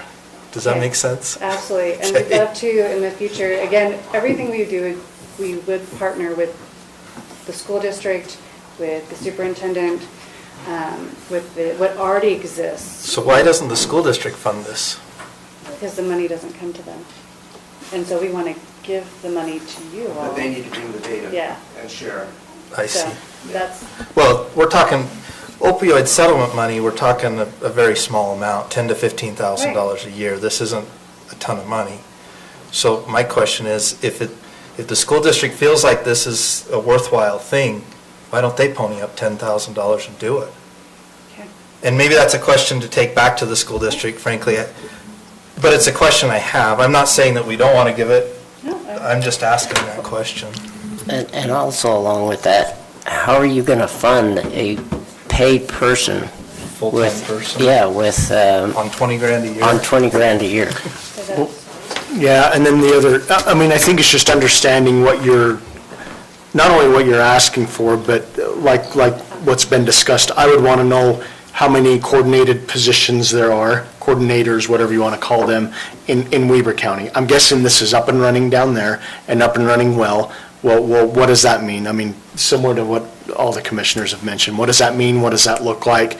How many coordinators are there per how many school districts? I don't know any of that, but it'd be, yeah, to say that if we're wanted, I mean, I think any help in our county will always be wanted on all levels, but yeah, just need to understand what this means. and there would be additional dollars as well. So to what you're saying, so not only the 10,000, but there are additional, and that's what we were just talking about. There are additional dollars that we would be able to allocate up to bring it up to 35 or even 40,000 total. If the state, It would be if the It state. sounds like you've got like 10,000 roughly. We got 10,000, we're talking 20 if you can get some more out of the state. Right. Even 35 or 40, though, is probably not going to pay a full-time person, No, certainly not with we benefits. Starts out part-time. Gotcha. And then, That makes again, sense. that's part of the role is to work for those in-kind and things. I feel like I'm getting. And this person would work for Weber Human Services, I assume. That Or would be the their city, employer. or the county. It could be where. How many of these coordinators do we currently have So we in Weber currently County? have 4, and we are actually working on another proposal similar to this. We just got additional funding for another coordinator for Ben Lomond High School area. So it's And by do high those school. coordinators work directly for the county or for They Weber vary. Human Services? Oh, really? It's- so- Even within Weber County, you've got a So mix? you've got some that are with United, it's tricky. Gotcha. some with United Way, one with Ogden Weber Community Action Partnership. I'm learning all these lovely acronyms. And then 2 are with Weber Human Services. And we're looking for, with the Ben Lomond one, it will be, start with us, but we'll go to the school, so.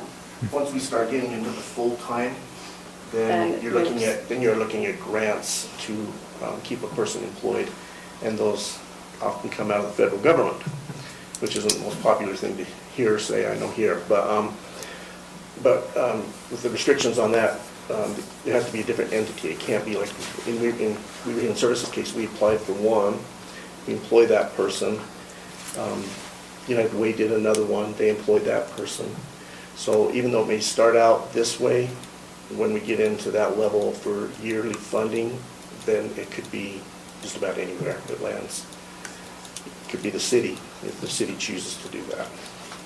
Well, we're county, not city. Right. I don't know what this. City, county, yeah. And maybe you can ask the city if they're interested in doing something like that. So as far as this goes, right now you're asking us just to hold off until after the legislative session, or at least partway through the session, then we know how much funding we would have to go along with this money, because this money does not have to be spent right this minute. Is that correct, Garrett? To my knowledge, I don't know when it has to be spent, but it's. I It don't think it's- doesn't, it doesn't have to Okay. be I spent. don't think All it's right. immediately.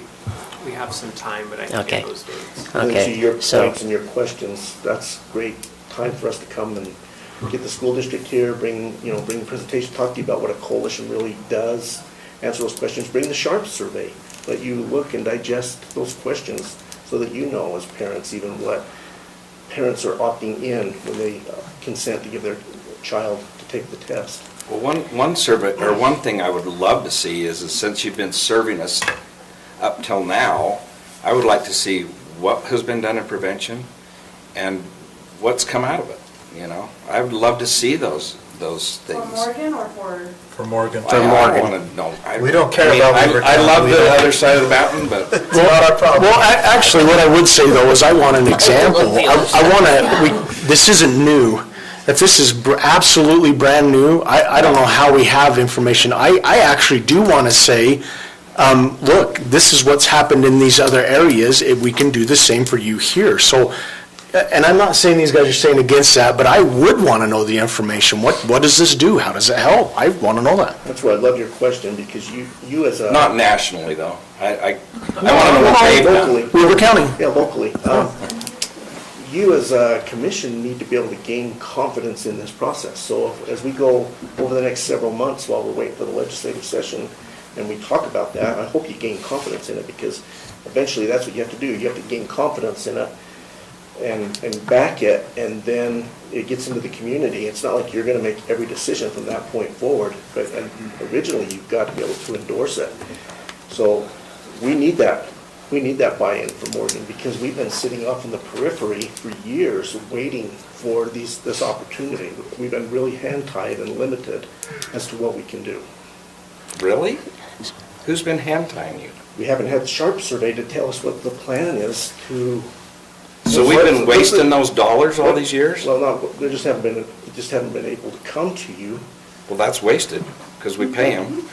So, and inviting the school district here, I mean, I don't want to put words in Superintendent Jacobs' mouth by any means, but he might want to address the political hot potato this has been over the last decade. What I would like to see happen is that maybe we have a work session with all this information, maybe something that along the line of, what's happening in other coordinating councils, maybe in the next meeting or possibly the first one in January. That way we can discuss it. We can also talk amongst ourselves and just, have an idea of what we'd like to do. And in a work session, we could do that and then maybe decide later. Well, we're not going to decide tonight anyway, so. Yeah, there's no decision. But, I mean, it's There's just no something. formal- there's no Yeah, formal but I mean, ask either. we've had some work discussions, work sessions, and I don't think there's a reason why we could not have another complete work session with a complete coordinating council. Maybe you come up and talk to us about how it works in some of their areas. Well, and I want to understand this survey that you're talking about and why it hasn't been done and what the reasoning behind that and why it's being done now, frankly, if it wasn't before, and all of those things. those are questions that I have. And I don't mean to pick on the school district here, and maybe Gayleen, maybe you have a better. I'll just answer the one question that you asked is why are we doing it now? Because our high school community council came back and said, why aren't we doing this survey? And it needs to be done because we need this information. Quite frankly, we still have very, very low participation, and there's a whole history there. But I think they can actually get online and look at that survey, correct? Or Yes, you can get look at it online, but you won't have the data from Morgan County. right. Sure. Just to see what the survey is, though, we can. And one of the things that they've done that we've been really happy with just in the last little while, they're changing those questions. So for instance, if there's a question that says, do you drink alcohol? You know, before the kids, there were going to be 21 questions about that, but if their answer is no, they're just booted to the next type of thing. So they've actually, in my opinion, improved the survey as well. But confidence was mentioned, and I think that's where we're all at, is trying to gain that confidence that this is a good tool to help us to have that data, because quite frankly, we haven't had a lot of data, because that's where it comes from. Okay, that's helpful. Does anyone? So I am going to reiterate something that Commissioner McConnell brought up earlier, because these opioid funds are available, right? And all of a sudden everybody's clamoring for them. And sometimes it feels like bureaucracies exist to fund themselves to continue. And I'm not saying that's the case of Weber Human Services or Weber Morgan Health or even Morgan County, frankly. But when we talk about, well, we want to fund another position to do this job, right? Okay, what's the results? And I think ultimately for me, I would rather see the money spent on results-driven action than just another person, another body to do something. So when we talk in the future about this, I would love to hear what results can we expect from this, and why is this a good investment rather than spending the money on something that's directly related to the results rather than another warm body that's going to collect a government paycheck, if that makes sense. It does make sense. I'm going to probably answer it quickly, though, to Commissioner Anderson's point. It is going to come through that paid position, and we can bring it and demonstrate in an example over a decade where it has made a difference. And it's because of that coordinator leading that in that area. And that's great. And that's what I think we need, because before we spend the people's money, which is what we're talking about, and I was picking on the school district about them ponying up money, it's all coming out of the same pockets. Yeah. And we have to remember that, right? It's all coming out of the taxpayers' pockets, Morgan County taxpayers' pockets. So before we spend the people's money on something, we need to understand that it's a good investment. Absolutely. And there's going to be a good return. So. Absolutely, and I'm glad we've got a few months that we can have as many meetings as needed to answer those questions. Great. Anyone I would work through in particular? Who is your main contact? Is Blaine your He's in contact? fact- He's been contacting me. Well, is that your portfolio? No, I don't have any portfolio. But Matt- You guys He's do. been trying to contact me, and I told Yeah. him I was working with Melissa, Yeah, and so he's kind of gone behind me. well, Yes, he has, and that's why all these people are here. And so it's frustrating to me. Well, and I apologize for that, but I think as a commission, you have to be aware of this. This is the best way to spend this money. I'm Just confident in answer. that, and I'll show you that in a future meeting. Well, I mean, frankly, both things may be good to do. I mean, Absolutely, And- Melissa has. we may exhaust the funding from opiate funding and choose to fund something from another source.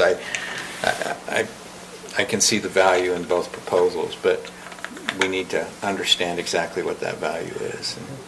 Well, agree with all the above, and I think we need to accept all proposals that could be used for opioid funding. To just focus on one and say this one's it, I look at it similar to ARPA dollars, right? I mean, we're going to have a lot of proposals, and it might not be as much for this. Maybe we're only going to see these two, but I definitely think we have to look at whoever's proposing and be able to evaluate it appropriately. So, Absolutely, and that funding is going to go up and down over the next 18 years, so you have a lot of decisions. Well, and that's a concern I have with using it to employ someone.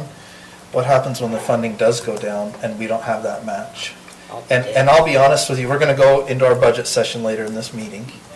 Morgan County has a total budget, all in, every single dime we spend, of a little over $12 million.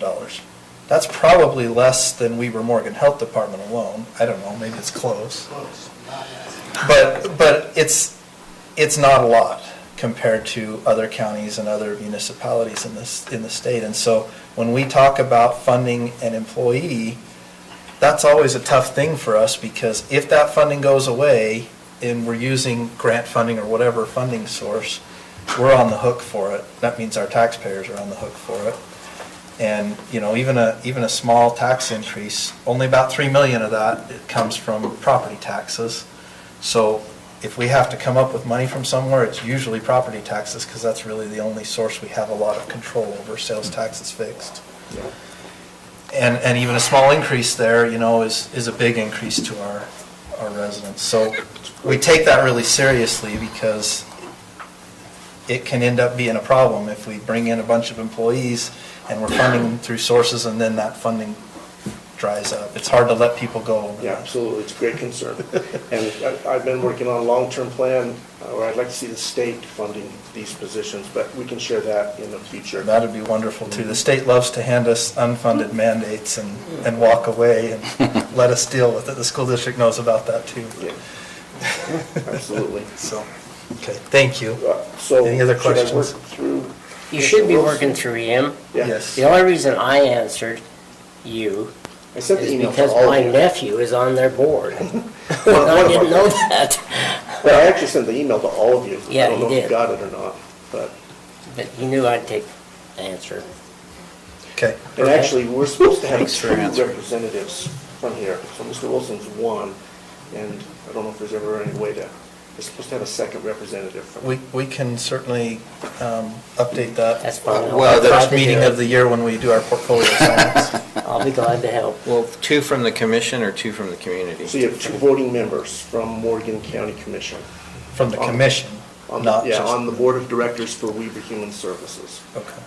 And I believe that can even be an extension. I know Cheryl serves on the Weber Morgan Health Department Board, so you can designate someone. So it doesn't have to be 2 commissioners. It could be 1 commissioner and maybe Austin Turner as emergency manager. He was there once before. Well, he's just right there in front of me. That's why. You're supposed to volunteer when he's not in the I room. guess I thought we had a citizen representative. I thought we did too. But if we don't, we I need really to. appreciate your time. Thank you for letting me. Thank you, and thanks for letting us kind of put you through the ringer. I know we were a little hard on you. No, they're good questions. Thank you. Thank you. Okay, Justin, T-Tab update. See if this thing comes back on, folks.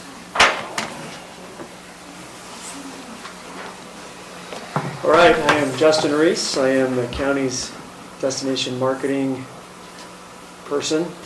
And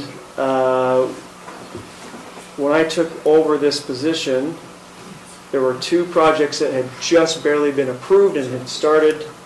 That is not it yet. Let's see if it comes up here. Looks spirited. Yeah, if we got that filmed in here, that is something that we are working on, the film stuff, but Jeremy said this would work. While that is thinking about working, we had two projects. One was a branding program that we just participated in through a company called Hub, and that is complete, and we have that, that's what I want to show you. It says, could not connect to the commission. Are you on Apple TV? Oh, there it There is. we You go, gotta there put we that go. in. I like that. We are close.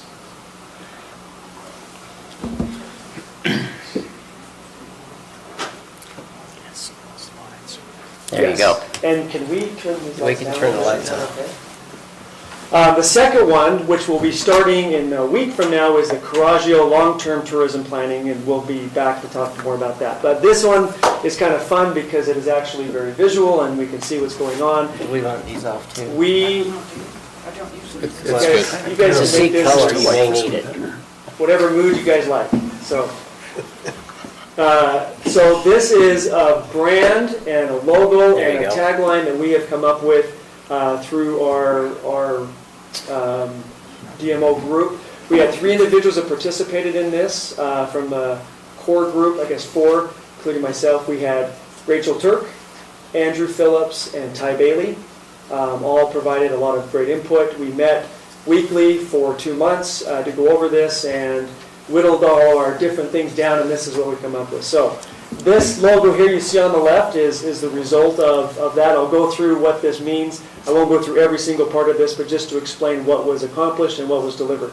Our whole plan was to get something that we could start using in our destination marketing, which would represent Morgan Valley, which is something that we went back and forth on how we talk about Morgan County, the area that we now consider Morgan.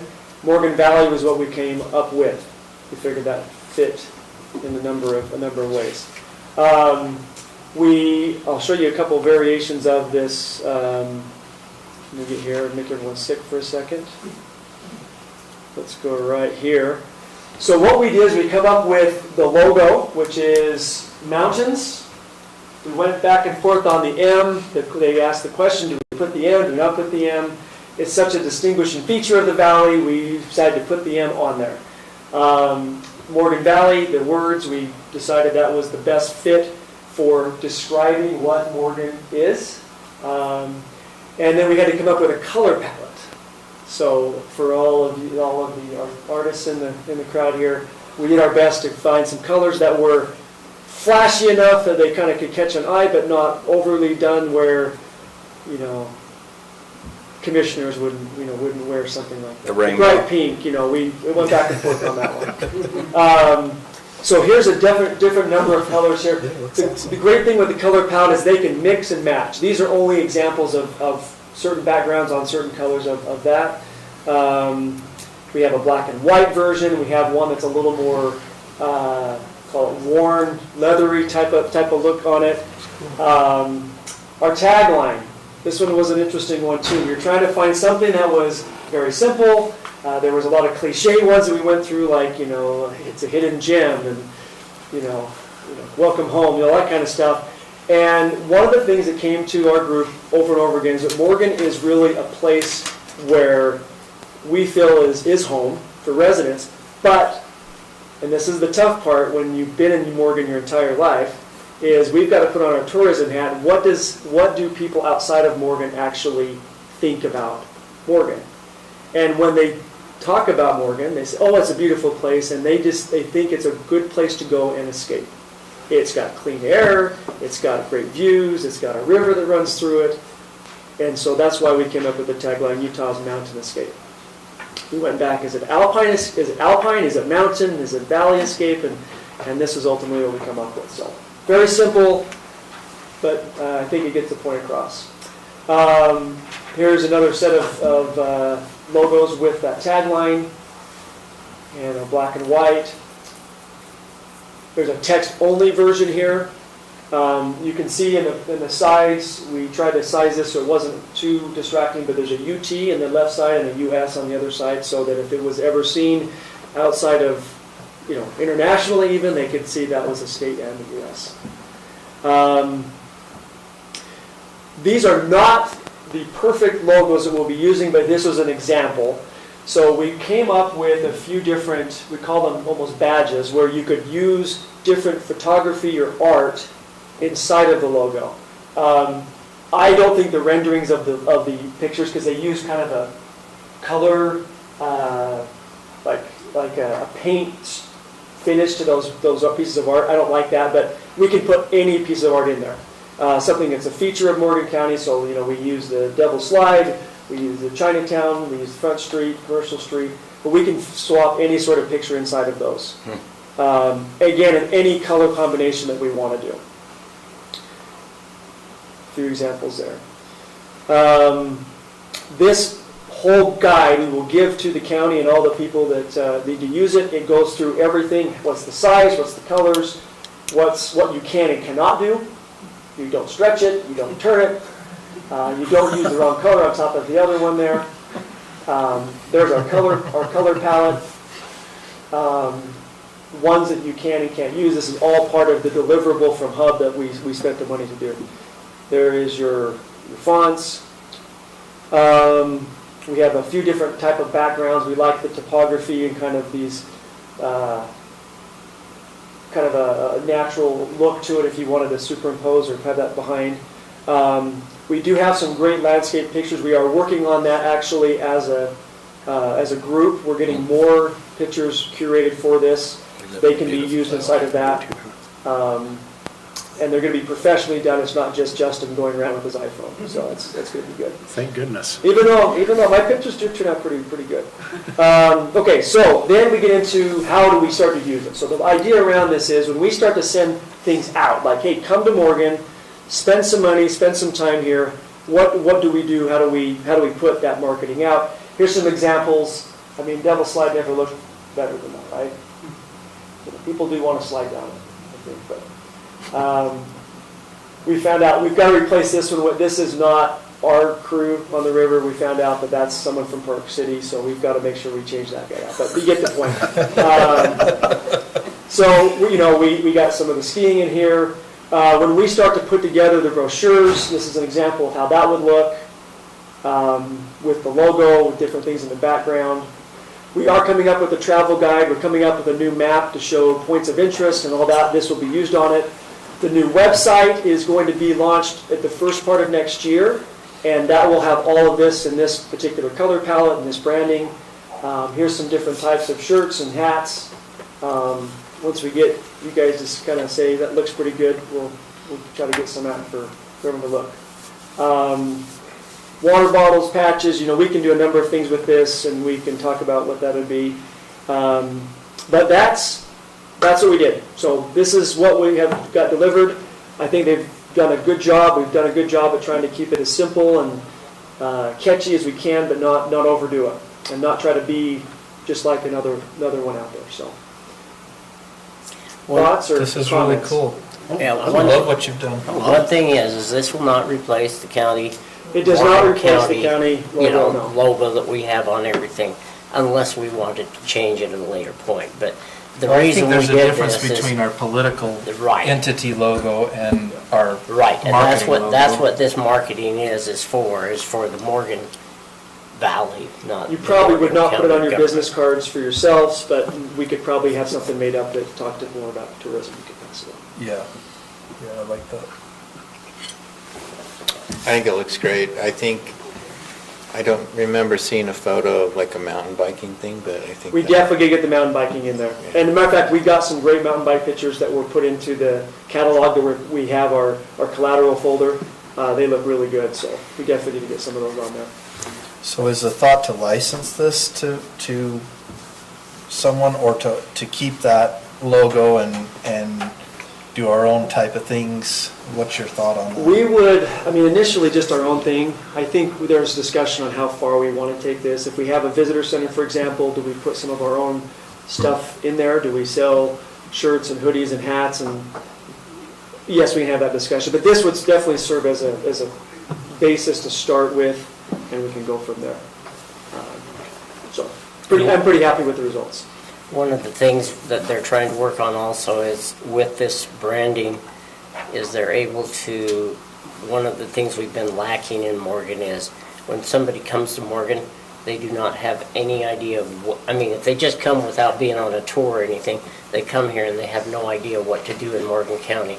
So part of what they're doing is they're going to take some of this information, put it into a list of all the different things that they can do in the county, and they'll put it in strategic places like, number one, the hotel, the restaurants, a few places like that, Morgan Health Center, wherever we need to put it, so that way we can promote our county. Yeah. So we can promote our valley. And not just by winning the football championship.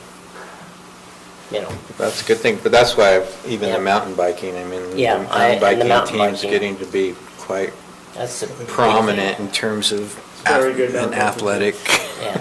accomplishment. So, But even people do a lot of road biking up here that come up from the valley. the Rolling Elders Quorums on their Harley Davidsons. I think, you know, you had that picture of East Canyon, you know, a group of bikes riding down through that would give some, hey, yeah, that looks like a good ride. Yeah, you know. absolutely. Those are all things that we want to get highlighted on the website that's going to be released soon. We'll definitely get some more material there, but this was a great start to get this. It is a great start. I mean, and just as we're kind of brainstorming a little bit, East Canyon and Lost Creek, what'll soon be Lost Creek, right, with the money's going into it, whether it's boating or stand-up fishing. I didn't see any fly fishermen. I know, there was a new record fish caught at Lost Creek just a couple weeks ago by a county resident. Really? Wow. I got it. I'll have to get a picture. It's huge. Chub? No, it's a, I don't know what it is. Chub. Chub. Anyway. It was chubby. Let's jump into that big fat fish. That's all I have, so we'll keep you updated on the next step. Like I said, is the Coraggio Group. That's going to be a long-term tourism plan. They can start to use some of this as we make those plans out. But, good progress overall. Holy crap. Sorry, I was showing you nice. fish. You can actually put it on there if you'd like. Yeah, do you want to? Maybe we'll have to share it. He can show you how. I don't know how. Who is it? Thank you. Thank you all. Thank you. Looks really good. His name was Wow. from the shore. It's got to be 20. All right. It's a brown trout. No, it's cutthroat. That red thing on it. It's huge. It's huge. Yeah, it's a How record. many pounds was it? I don't remember. We ought to put that there on the. Caught it, but anyway. But why don't you hook into that and Put show it up on there? everybody? I don't know if I can. Anyway, all right, we'll move on. Enough fish talk. Well, let's move to action item number 1. Mr. Andy Rasmussen, Landon Group, discussion decision, Utah Watersheds Act. Edit here. Do we have Andy here? No? And were we planning on the budget hearing right at 6? We just have to do it after 6, so I had to move it to the end of the agenda. Okay, because it is after 6 now. It is after 6 now. Well, we've got 2 action items, and then we'll move to the budget. Well, 2 left, because it looks like Andy is not here. So, Julie. So maybe we can call this up later, but if not, then we can make a motion to postpone it. Yeah, let's make a motion now. Do you want to do it now, or you want to wait to see if they come? Oh, we can do that. We can wait till. Let's just move on and then call We'll it move on again. and come back. Okay, Julie, do you want to talk about your item, the Yes, I can do that. EAP? So our health benefits admin person, Tyler, went ahead and got a bid for us because of the mandate from the state that we have to now offer counseling services to our first responders. So that adds additional 42 people to our list that's already under the EAP program, Employee Assistance Program. And he got a bid, and there's 2 options. Number 1 is to up our price, what we pay right now, from $5 a person up to $9.53, I think it was, or it might say in the paper. $9.15. $9.15. Or wait and see who utilizes the counseling program and just pay $130 like a doctor's visit. It's a risk to do one or the other, but from what we've seen so far with the utilization of the EAP program, we probably will save a lot of money by just going per visit instead of paying monthly the $9.15 per month for each employee. And so that's what Tyler recommended, is that we just pay per, and that we make sure that all first responders know that they have access to an annual, trying to remember the exact term that they use, but basically an annual wellness check to make sure that they have it available to them, that we have to pay once a year for them if they choose to go, and then if they go, we would pay per time. It's just that we don't have a lot of people utilizing it. This is a new program at the state. It just was mandated as of July that we have to offer it. So I need you to select which one you'd like to do. So how many people do we have? We have 42 additional to our 72 that we already have on there. But we're already paying for the 72, so Yeah, the 915 would be $72 just for each. 42. Yeah. And so they would up basically pretty good chunk. $9 So per. you're talking about $400 a month, about $4,800 a year roughly, right? Or 130 per visit for those who use the program. And we've had fairly low usage of the program.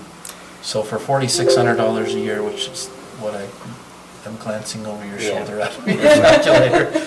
That's right. We probably, I mean, how many $130 visits? 35. That's assuming about, what, 70% usage from that group of 42 people. Historically, we haven't been anywhere near that. No, and if we had a traumatic event, it could go up dramatically, but we would just be taking our chances. And then, of course, if we see a traumatic event hit, we could change it at that point, but if we needed to, but we would be paying per person. So if we paid $9.15 per person, per employee, one way or another, that basically covers everybody. I mean, so no matter how much it is, I mean, how many times they go to visit, because it's supposed to be retirees also, that that we're supposed to include in there. Anybody that was in the first responding, because there are some traumatic things they need to talk about. Yeah.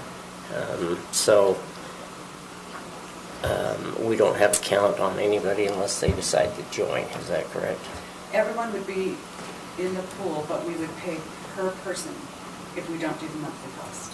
Okay, but if we do the monthly cost, it's only $384 a month. Additional to the No. right now we're paying Yeah, $368. we don't care about what we're paying now because we're only talking Yeah, about the. I'm just talking about the extra.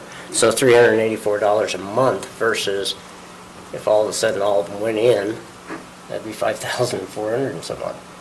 So, But what she's saying is historically, not even half of them have used it. but did they know they had it, is the thing. I've made it very clear since I've gotten here. I don't know Okay. what was done before me, but I've even tried to, get a few people motivated to use it. There's been 2 of us that have tried it in the year that I've been here. Have we confirmed with Blomquist and Hale if we can change this, in a year? Like, let's say we opt for the pay-as-you-go, and we have a huge influx, and we decide, we want to pay the monthly. Can we change that in a year? I'm at the not sure next? if it goes along with our December. Probably our open enrollment. Our open enrollment.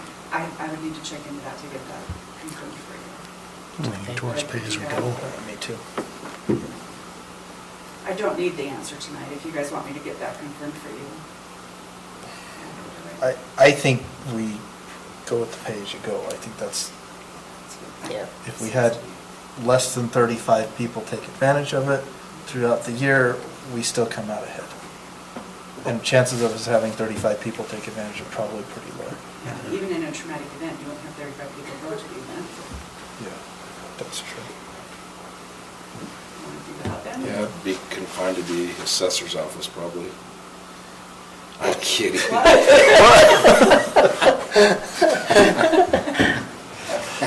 This is just the first responder. They may be responding to it. Okay, so do we want to make a motion on this item? And if so, we entertain a motion. Sure. I'll make a motion. I move that we approve for the Blomquist Hale, the pay, I don't see where it's listed on there, that we pay for, as per visit for the first responders units. I'll second it. For Okay, this we have year. a motion and a second. All those in favor? Aye. Any opposed? Motion passes. Okay, we'll move to item number 3. Josh, you're up. Uh-oh. Josh is smiling because he's only got one item tonight. Got one item, that's And it. it's not near as in-depth as some. This is for file number 22.058. It's the Lee's Marketplace site plan. It's located approximately 4985 West Old Highway Road. It'll encompass approximately, the total development encompasses approximately 17.05 acres. Lee's Marketplace only accommodates lot 1 of the total subdivision. When the other pads of the subdivision come forward to develop, they'll have to go through site plan review as well. So as the other lots develop, you will see them and their site plans. Lee's Marketplace, I submitted a staff report with 7 conditions of approval. Conditions 1 through 4 have already been met. The applicant submitted a lighting and photometrics plan with which both I and the county engineer have reviewed. It is in line with our dark sky ordinance found in the supplementary regulations of our code 8-6-44. The parking calculation table, the issue with parking, which I asked for a calculation table to be added, was that they had provided a gross parking calculation for the entire site, whereas our code allows for a net parking calculation, so they can subtract out break rooms, offices, hallways, storage areas, things like that. The issue with that was that with the gross parking calculation, it looked like they were underparked. However, with the parking calculation that they gave me last week while I was drafting the staff report, they meet the minimum parking calculations. The landscaping calculations, they also provided a table which shows the breakdown of their landscaping. They are providing, they are required to provide 15% of the entire site as landscaped. 85% of that 15% is to be plant material. They are providing 17% overall landscaping, which would include a mixture of trees, shrubs, and lawn. With that, they corrected the code reference that they had on one of the site plan sheets. It was to a code reference from a different city or county. It looked like they had deleted that. So from my standpoint and from the county engineer, they have met the code standards, our requirements. There are some additional comments that the engineer had that they'll need to add to their improvement drawings and construction drawings to make sure that their proposed street that goes into their development lines up with the Rome Street across to the north. With that, the Planning Commission recommended approval. Staff is recommending approval as well. I can answer any questions, and the applicant is in the audience. So, just so I'm fair to everyone, who's providing the well-served water? Jared's going to make me stand by this. The site plan application does not require a will-serve letter. Okay. The will-serve letter requirements are part of the subdivision application. As this property is commercial, it does not necessarily need to be subdivided to develop, and Cottonwood Mutual Water has indicated that they will be providing Lee's Marketplace and the hardware with water. So was that done then for the development area, the will serve for the water? Because how do you know that each person is gonna, how much water they're gonna use and that it's correct? During the subdivision portion of it, the question was, do they have a will serve letter for water? We went through several discussions with Highlands Water representatives and Cottonwood Mutual Water representatives. They submitted a will serve letter for the subdivision that included all lots except for lot 4. Our code requires a will serve letter for all lots within a subdivision. So while they work out how much water capacity lot 4 would need to provide an entire will serve letter for that subdivision, the subdivision itself will not be recorded until they have a will serve letter for every single lot. However, as it's a commercial development with entitled zoning, and they're going through site plan review right now, Cottonwood Mutual Water has indicated that they will provide water to Lee's Marketplace as well as the hardware store adjacent to it, they meet our minimum code standards. Okay. So, sorry, go ahead. Oh, we both said so, I think, right at the same time. Is this the only time that we'll see, will this be the only time the site plan comes before us? Is there going to be a final approval or anything like that, or is this? No, this is is it? for their site plan approval for this commercial development. Right. The other site plans that you will see are for like the other pads, lot 2, 3, and 5. I don't remember the other ones. I think but- it's So, 5. I'm not real familiar with the existing development agreement in this area. I know there is one, There is but one, I'm yeah. guessing that there's been a lot of work to go through that and make sure we're consistent with that existing development agreement. Yes, I've done my best to go through the Mountain Green development agreement. Okay. My question is, on page 33 of our applicant, there's a small subdivision application. Yeah, that was a mistake. It's supposed to be the site plan application. Okay. The small subdivision application was part of the other application. I had combined the two for the planning commission since they were going to make 2 recommendations, and that way I only had to make 1 So presentation. was the small subdivision application approved by the planning commission as It well? was, yeah. Okay. And that doesn't come to us because it is a small subdivision, just. Okay, I have a question, if I may. On the maps, you have the map, the vicinity map. It says the site. That site is overlapping the Department of Transportation's property. Want to see it? Yeah, That's which just map? general site, though, that's not. What page are we on? I'm Yeah, just- so if it's you're on talking about the, 28. are you talking about the GIS map? No, he's talking about the site map. That's just Site the- map. Yeah, Yeah, Your I guess that is the attachment A. GIS. that's the GIS map. The lines technically on there are not accurate. Okay. I They're- think they're when really It's you, relative area, relative. when you go relative onto, when you go, area. I believe when you go into the county maps, there's a box that comes up and says, hey, you're agreeing that this is not accurate. Right. Click the box Right. to continue. But what I'm Yeah. saying is on this site that they're proposing to us, it covers that other area.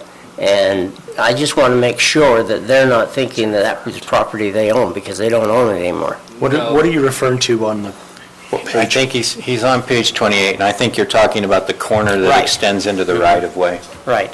Yeah, as part of the subdivision application, it's been surveyed. Okay. The subdivision application And- did not include. And any- this portion, this site plan is actually in this Just- eastern portion. Yeah, just the bottom. So that's what I was wondering, is it just this, is that the whole development for all of the subdivision, not just No, well, lot it's not one? the whole development. This is, we only have a site plan for one commercial component of Right. it, the Lee Shopping Because there's Center, 2, 3, 5, and 6. which will have to That come would- back through for site Okay, plan. and that's correct. part of this site. It is, but it's this eastern Okay. portion Yeah, of it here. It looks like the boundary is literally on the E or the T of the word site. I don't even think we're much further beyond that. And I think what you're looking at is further to the north, or sorry, west. West. So the subdivision application included a total of 6 lots. Okay. This is only for lot, this This site is plan just is one. only for lot 1, which is a small portion of the entire Mountain Green development Okay. agreement. Okay.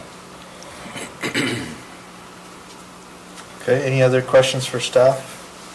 And the fire department said that they've been included in this and we don't have a problem. Yeah, well, when the commercial development begins, the fire department will have to do their inspections. Okay. All right. Any questions for the applicant? I just want to say one thing, and that is that we're very pleased to see another grocery store in the county. This will be the second, so we're excited about that and excited about the development that will hopefully ensue around this anchor store. We're Yes. excited as well, appreciate that. So, And as soon as we get the interchange in there, it'll even be better. that's right.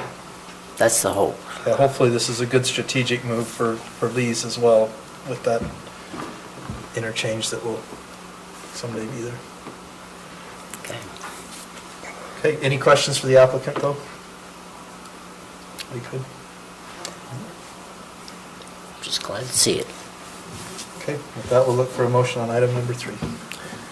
I'll make a motion that we recommend approval of the Lee's Marketplace Site Plan Application 22.058, allowing for proposed commercial development located at 4985 West Old Highway Road in unincorporated Morgan County to be recorded based on the findings and with conditions listed in the staff report dated November 10th, 2022.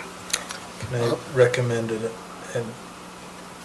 an amendment to your motion, and that is that we are actually approving it, not recommending the approval? That was the planning commission that recommends I it. apologize. No, that's okay. I just want to make sure that we get it. I deleted out the wrong recommendations. This is actually a motion to approve. I apologize. Yep. Are you good with that amendment? And the date of the staff report should be today's date. December 6th. December 6th. Okay. Do we have a second on the motion? I'll second. Okay, we have a motion and a second to approve. All those in favor? Aye. Aye. Any opposed? Motion passes. Thank you. Thank you. Okay, we get to move into one of our favorite things of the year. That is our budget hearing. So we will go, I think we're going to do a quick presentation first, and then we'll go into our public hearing. We'll come out of public hearing and then actually vote on the budget. Does anyone want a paper copy? I would love a paper That's copy. exactly what was in your packets. So, for the benefit of the public, I want to talk just a little bit about this, and then we're going to show a quick video here Jeremy's going to play for us, talking about how property taxes are calculated in Utah. For the budget, 2023 budget, which would be property taxes that we will collect next November, and sales tax that will be collected throughout 2023. We have a budget before us, hopefully ready to adopt. We've spent months creating this budget and going through it line by line. We've probably poured through this budget line by line 4 or 5 times at least. We've gone through with every department head and elected official in the county. We've agonized over the amounts and the uses and how we're going to spend this money. The reason I'm saying all this is because I want the public to understand how seriously we take this budget process. It's a labor. We started this clear back in September. We spent nights here till late in the evening, 4 and 5 nights a week for a couple of weeks, going through this budget and making sure that it's right and where we need it to be. We were fortunate enough to not need to make any increases in property taxes in order to make this budget balance. The last property tax increase from Morgan County was last year for the taxes that were paid this November. And prior to that, it was 5 years prior. So Morgan County has not raised property taxes in a very long time before last year, and we're not again this year. Morgan County, if you look at the county tax rates, and maybe Commissioner Anderson can speak a little more to this, Morgan County actually has some of the lowest tax rates of any county in the state. We're amongst the lowest. I wish we could say the same for our school district, hint, hint. Because they happen to be among the highest. But I say that because this is all coming out of the same pockets, right? And so we take that into consideration. We do the very best we can, and I think our employees do a very, very good job at doing the best they can with little resources. And so I want to thank our employees for that, our department heads, our elected officials. They don't come to us typically with extravagant plans and extravagant ways to use the money. They come to us with very practical ways, and so that's what we have before us. So with that, we're going to watch this quick video on how property taxes are collected in Utah. This is really just for the benefit of everybody to kind of understand how they're calculated and how it's done, because a lot of people think, well, my house value went up, my taxes went up. Well, what you pay might have gone up, but the rate may not have. And in fact, when we choose not to make an increase in rate and the property values increase, your tax rate actually falls. But most people don't understand that because they look at their tax bill and they think, well, it's gone up year after year. The other thing that I want to make mention of for the benefit of the public, and hopefully those who are watching or will watch, is that Morgan County, although that tax bill says Morgan County at the top, the vast majority doesn't come to Morgan County, it goes to other entities. Morgan County typically, it's between 15 and 18% of your total tax bill comes to Morgan County General Fund. The remaining portion, the other 80%, goes to other entities. And yes, I'm going to pick on the school district one last time. They take the vast majority of that. And so I want people to understand that, because we get people coming to Morgan County saying, well, why has my taxes increased? Well, Morgan County hasn't increased your tax in a very long time, but some of the other entities have. I know Weber Basin Water did a very large increase percentage-wise. It may not have been a huge dollar amount dollar-wise, but percentage-wise it was large. So those things affect your overall tax bill. Because it says Morgan County on the top, people assume that it all comes to us, and it does get paid to us, but then we're writing checks to all the other entities that take money out of it. So when we talk about our budget, we're really talking, and the property tax portion of that, we're talking about the portion that says general fund on your property tax bill, for the most part. There's a couple other little funds in there, assessing and collecting. Help me out here, Leslie. We got multi-county assessing and collecting. Assessing and collecting. County assessing and collecting. We've got the library fund, which is part of our purview. We've got the flood fund, which is our purview as well. We have not increased either of those in decades almost, it seems, at least the flood fund. So I think it's important too, Commissioner, that they also understand how many grants our department heads get for our county and how much that saves us. that's absolutely true. So this total budget, including all of our funds, is $12.5 million. Okay? Of that 12.5, about 3.2 million is property taxes. The rest comes from other sources. Sales tax, we get a lot of grant funding. Our department heads go out and look for that. Almost every big road project that's occurred in the county in the last many, many years have been federally funded grants, and we've only paid 6% on that, which is huge, considering we only get about $600,000 a year in BNC road funds. So we are a county of, although we are a very prosperous county in terms of our residents, we are a county of very little means when it comes to tax revenue. And yes, it's all those extra things that allow us to be able to provide services to our residents. The truth is, the property tax, that 3.2 million, does not cover our payroll. So if it weren't for all those other sources, your property taxes would be tremendously higher. Also, at least the county portion. Also, there's one of the things that people don't understand, that they need to, and if they want, they can call. But this year, we increased our sales tax portion, even though the tourism part of it was only $140,000, but our total sales tax for this year is the highest it's been. It was $4.4 million. So that's a huge increase. And you probably ask where it comes from. The businesses, the few that we have at this point. So I just wanted everybody to know that. And spending money within Morgan County rather than spending it on the other side of the mountain means more sales tax revenue, which also helps us keep the property taxes low. So if you're going to spend the money to buy, I don't know, dog food for your dog or whatever it is, go to Tractor Supply. If you can buy it here in town, it's money you're going to spend. You're going to pay the taxes anyway. We have lower sales tax than on the other side of the mountain. You're going to save just a fraction.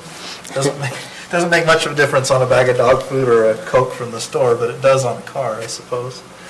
But that sales tax stays here, at least a large portion of it, and that helps us. So that's one reason we're excited about some of the commercial development in Mountain Green, the new lease that we just approved the site plan for.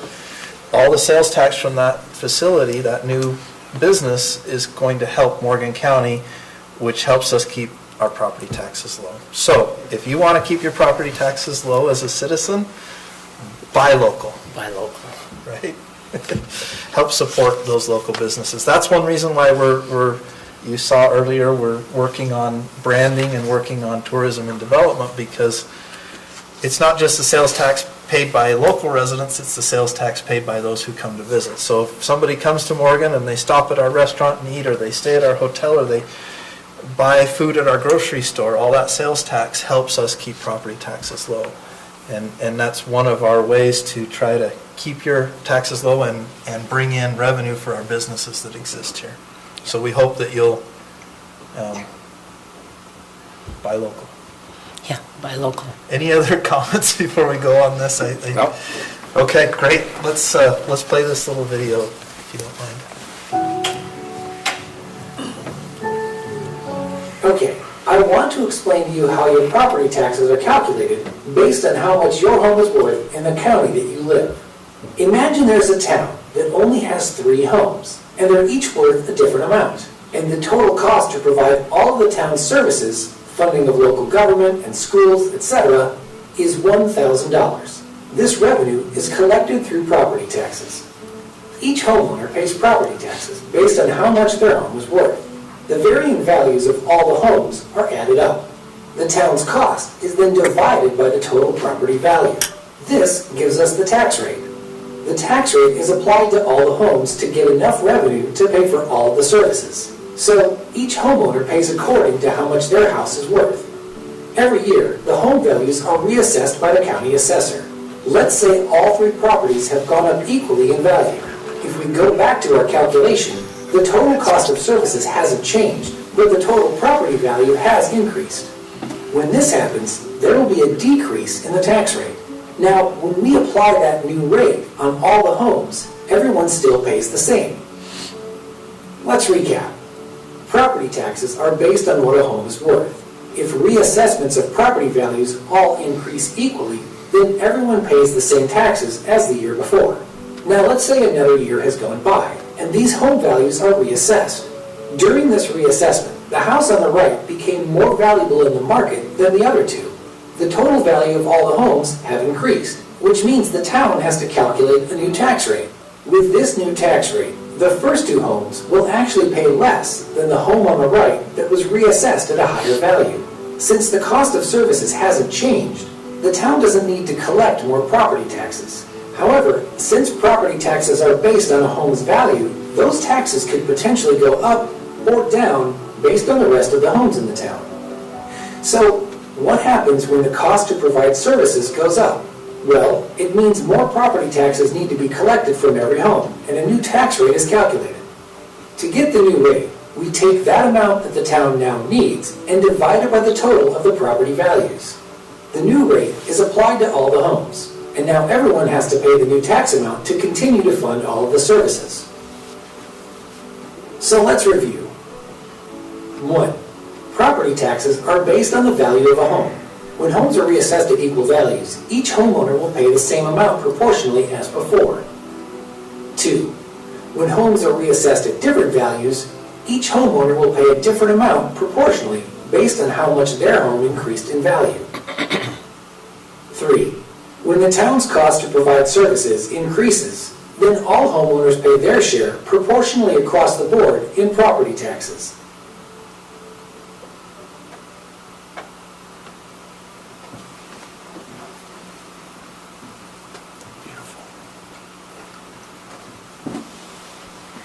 Okay, I hope that maybe provided some insight to members of the public and those who may have, I don't know if they were able to see very well online, but that video is available through the Utah County's website. We can also provide a link if there's any residents who would like to see that link. We're happy to provide it. Or we could maybe ask Jeremy to put it on the on our Yeah, we public could probably website. put it on our website. And then they can just click on it. That's a great idea. So, with that, are there any comments on the budget before we move into public hearings for our budget? Okay. I did have, we talked with Joe and Brett Heiner about moving a budget line item or adding to a line item in the airport budget for snow removal. Yeah. Do we want to include that here, or do we want to do that as a budget adjustment later? My preference would be to do a budget adjustment later. Are you in agreement with that? Okay. Just so you're aware, they Okay. think it's about 8,000 a year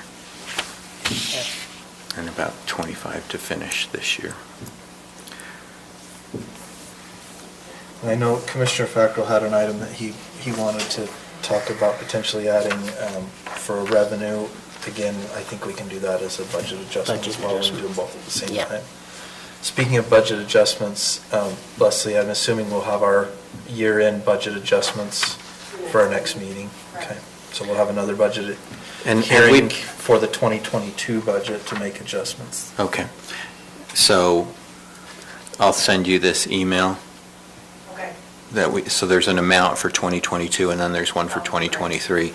And then have we already picked up the adjustments we needed to do for the airport improvement project? I thought so. I can't, I thought Because they I- were part of our budget adjustment that we did last quarter. can we but I just couldn't confirm remember. that? For this year? Yeah. Yes, yes, I did those. Okay, all right. I'll forward you this email so you'll have That'd be it. great, thank you.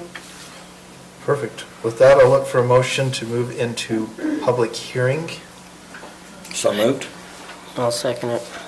Okay. It's been moved and seconded. All those in favor? Aye. Aye. Any opposed? Okay, we are now in public hearing for our budget session. If there's anything you'd like to address the commission on regarding the budget, the time is yours.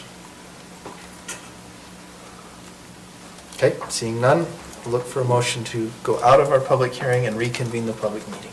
So moved. Second. Motion and a second. All those in favor? Aye. Aye. Okay. We have a resolution. It's CR 22-11, a resolution adopting the 2023 fiscal year county budget. This is a resolution that I think ought to be probably read. And- Yes, ma'am. Please note that I made an error Okay. in the top. It should be what this balance is here, so I. Oh, 10 instead of 109? Yes. If you'll change that, but I do have a new one for you to sign too. Okay. So the change is just from 12,517,109 to 110? Yep. Okay. That dollar, I don't know, that might, you just put us over the edge. Okay. If it's okay with you, I will read the resolution and then look for a motion. This will be a roll call vote as well.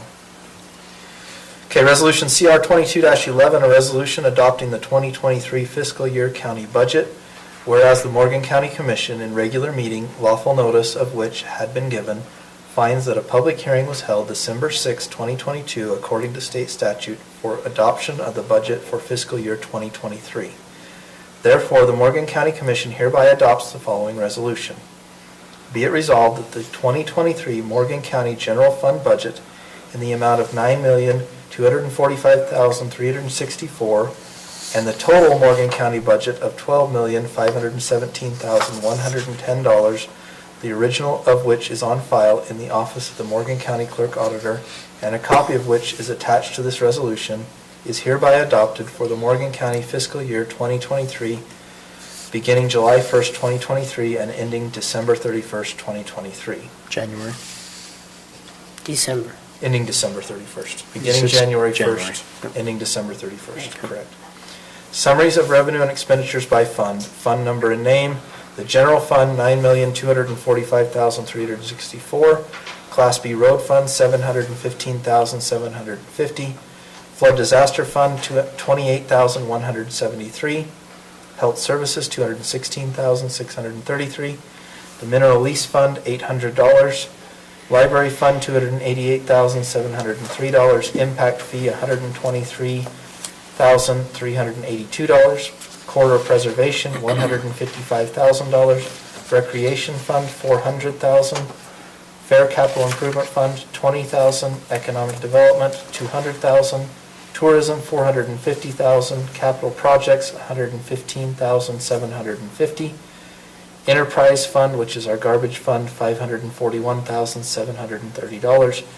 And finally, the lease revenue bond, which is the Mountain Green Fire Station, $15,825.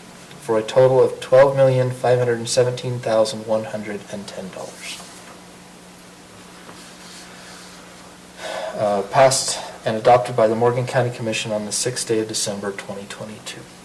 So again, this is a roll call vote. We'll start with Commissioner Fackrell. Do you want a motion? Oh, yes. I guess we need a motion. I'll make a motion that we approve, is it ordinance or resolution? It's a resolution. Resolution CR-22-11 adopting the Morgan County 2023 budget. I'll second it. We have a motion and a second. Commissioner Fackrell, how do you vote? Aye. Commissioner McConnell? Aye. I vote aye. Commissioner Anderson? Aye. And Commissioner Wilson? Aye. It's unanimous, the motion passes. This is a momentous occasion because this is probably one of the most difficult things that we deal with all year is the budget. So thank you very much. And Leslie, thank you for all your hard work on this. I know it's a process and we appreciate all the work you've done. Okay, with that, we will move to Commissioner comments. Commissioner Fackrell. Do you want to just call item 1 real quick? Yes, let's call that one more time. Thank you for reminding me. Andy Rasmussen, Landon Group, discussion decision, Utah Watersheds Act. Okay. Mr. Chair, I'll make a motion that we postpone until our next meeting, the Andy Rasmussen Landon Group discussion and decision on the Utah Watersheds Act. Second. A motion a second to postpone until our next meeting. All those in favor? Aye. Okay, motion passes. Okay, now we're on to Commissioner comments. Commissioner Fackrell. Okay, I just kind of wanted to, I think we went over this last time, about all the different monies that have come in from WFRC. Did we go through that last time? Do you remember? Okay, just for your information, the Devil Slide Bridge near Croydon, $7.7 million for that replacement. Trails Master Plan is $60,000. Young Street Bridge, the cost is $5 million. UDOT's funding it for $3.8 million. Local option sales tax, we've approved that, which could result in $600 some odd thousand a quarter, right? Or is that a year, Jared? I can't, sorry, what's the The question? local option sales tax? That's $600,000, that's per year, right? Per year. Per year, yeah. And then we've got the master plan down in Mountain Green, Peterson, market study, we've got the county fairgrounds. It was a CDBG grant, $210,000 with no match. Weaver Morgan Health Department basement renovation was $400,000 with no match. The Weaver River floodplain mapping study was a $50,000 grant request, and we got it. Safe Streets and Roads, they're working on that one for us. Transportation planning, that's going on right now. And then the Mountain Green interchange, which is the biggest one, was $5 million this last year. And that's for the EAS. Now, I attended the last meeting of the JPAC, and in that's a joint area transportation something or other. Some of the biggest things that they said in that meeting is they're trying to work on the different goals and stuff in the state. And some of those are safety, economic vitality, state of good repair, which we have problems within the transportation area, air quality, environment, and mobility. And so what they were discussing in that was they're working on all of those things. Division of air quality is a big factor. We don't want to see it get bad up here, which it could. So those are things that we need to be looking at into the future. Another area that they said is a big emphasis, and I think every one of you received this, or did you not, in an email? And it's the Utah Trail Network. This is the one that the governor has an initiative for that his goal is to have every single city and town in the state of Utah to be connected by a trail. Most of it will be by paved trails. and they're working out the details on funding for us, so that way we don't come up with the cost, but they are. So that's something that's moving along. And then, and So I they guess they're working on buying land too? a corridor That would be preservation, included yeah, in the all cost? of it. That'll be included in all the costs. Do we know if they're going to figure out how to fund maintenance on it? Yes, Or is it's this going supposed to to be be- something they want to hand over to the No. county to maintain? No, they're building and maintaining a network of trails that connect Utahns of all ages and abilities to destinations and communities throughout the state. So it's not just giving it to us like we've had with developers. They give it back to us and then we have not maintained it, or that we need to be working on maintaining. But it's to help the health. It's our mission as county commissioners. We were all elected, and part of our duties are the safety, health, and welfare of the county, of the people of the county. And so those are just some of the things that we, in that meeting I attended, that we need to just keep that in our minds as we're planning for different things in Morgan County.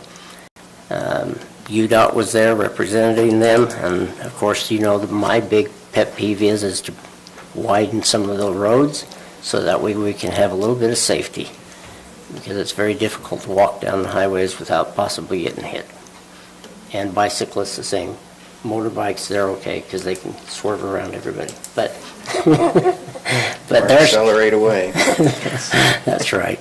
So those were just some of the things that I have done recently. Thank you, Commissioner McConnell. I just reported the number that we got back from Joe and Brett on that. 8,000. The 8,000 per year on the snowplow. There was also a comment made, I don't know, a couple of meetings ago about that Northside Creek and that trail extension. So there is the paved trail area along the road, along the airport. And then as it gets to the sidewalk, then they did the trail that crosses over, and there's a little bridge that then goes up to the Phase 4 trail system that comes down through that draw. And then the sidewalk extends up to the boundary of their platted area, which is where it would then cross, and then there would be another trail that came up the other side when those phases are finished. So there is a connection to Phase 4, which it was said there wasn't, but it is there. It's a trail connection. Okay. Yeah, because I had that question given to me recently on that. Yeah. And it just says, and I says it's probably just not done yet. And on the side that goes over and crosses over, it is not. I mean, they've done it as far as there, but then as those phases develop, we could look into that right-of-way, if the right-of-way is wide enough and we wanted to just do an unpaved trail up through that for now, we could probably get that done. Yeah. But the other trail does connect to the Phase 4 trail that comes down through that draw. Okay. Excellent. I don't have any items to comment on, Commissioner Anderson.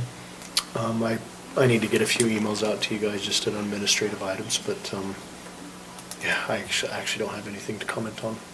So, Thank you. Commissioner Wilson.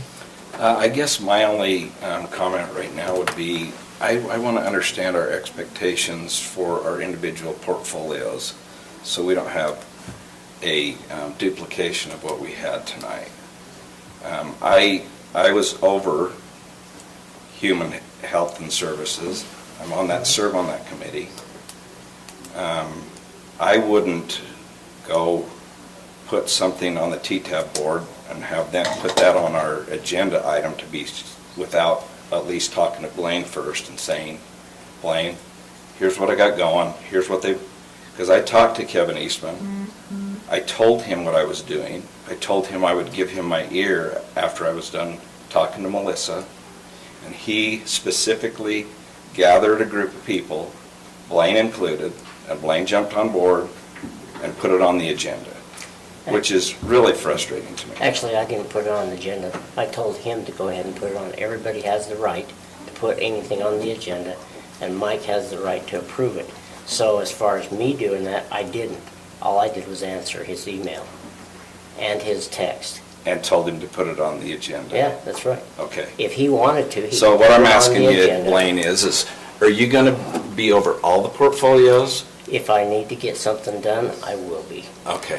That's Well, what I I- need to know before we get the portfolio. Well, I think I would add just communication. I know there's been, I mean, and I don't want to pound my drum at all. I just think one example that I had was communicating with Justin Reese on another item with the golf course.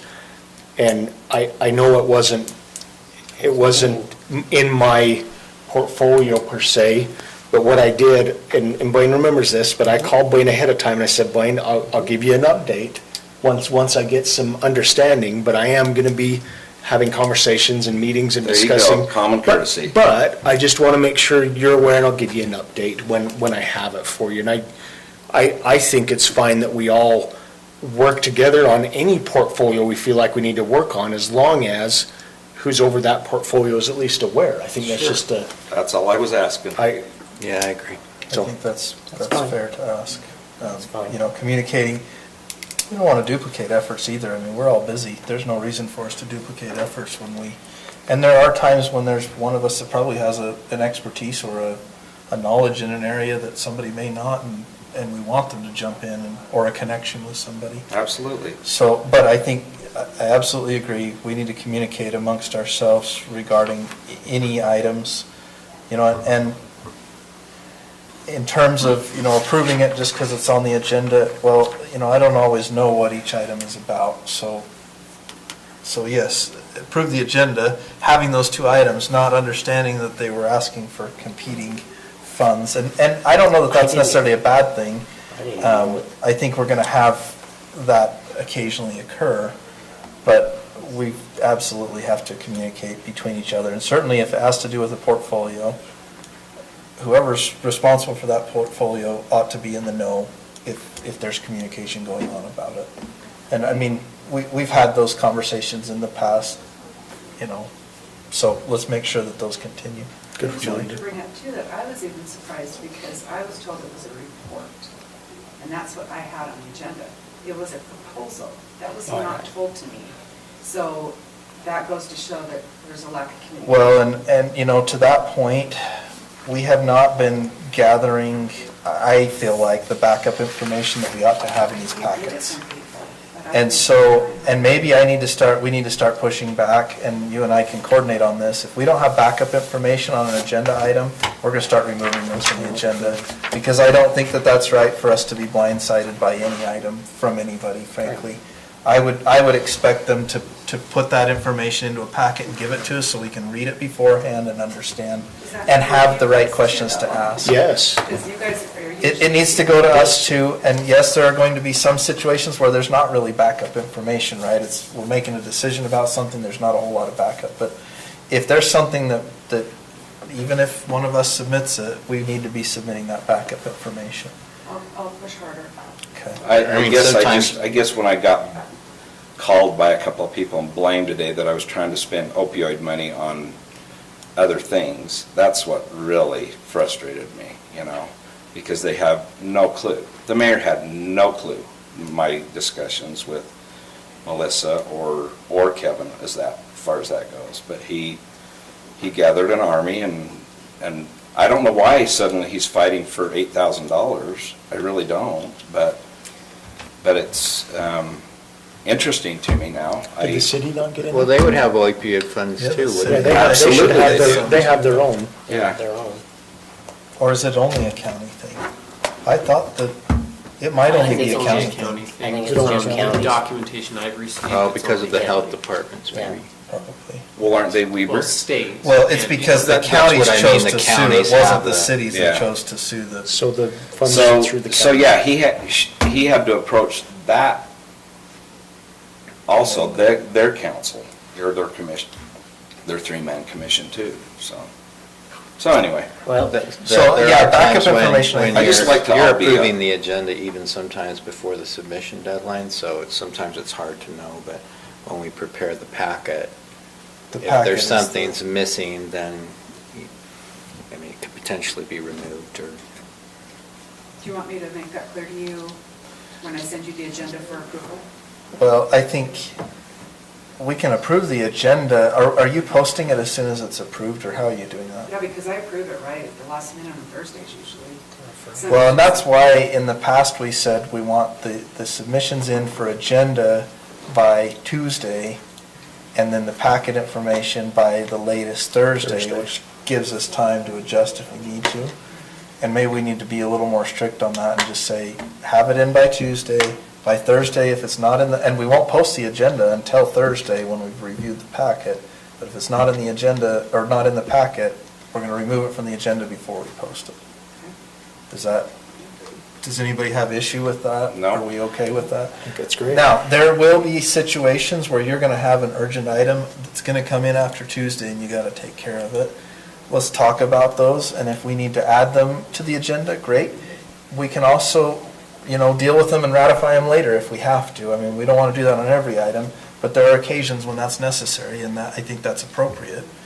So if you have something come in late, let's talk about it and figure out how we get it added. And we also don't want to be reposting the agenda 6 times. I think that's confusing to the public and it's not helpful. I would rather we post it one time and it be accurate. So Do you want me to post it Tuesdays or Wednesdays?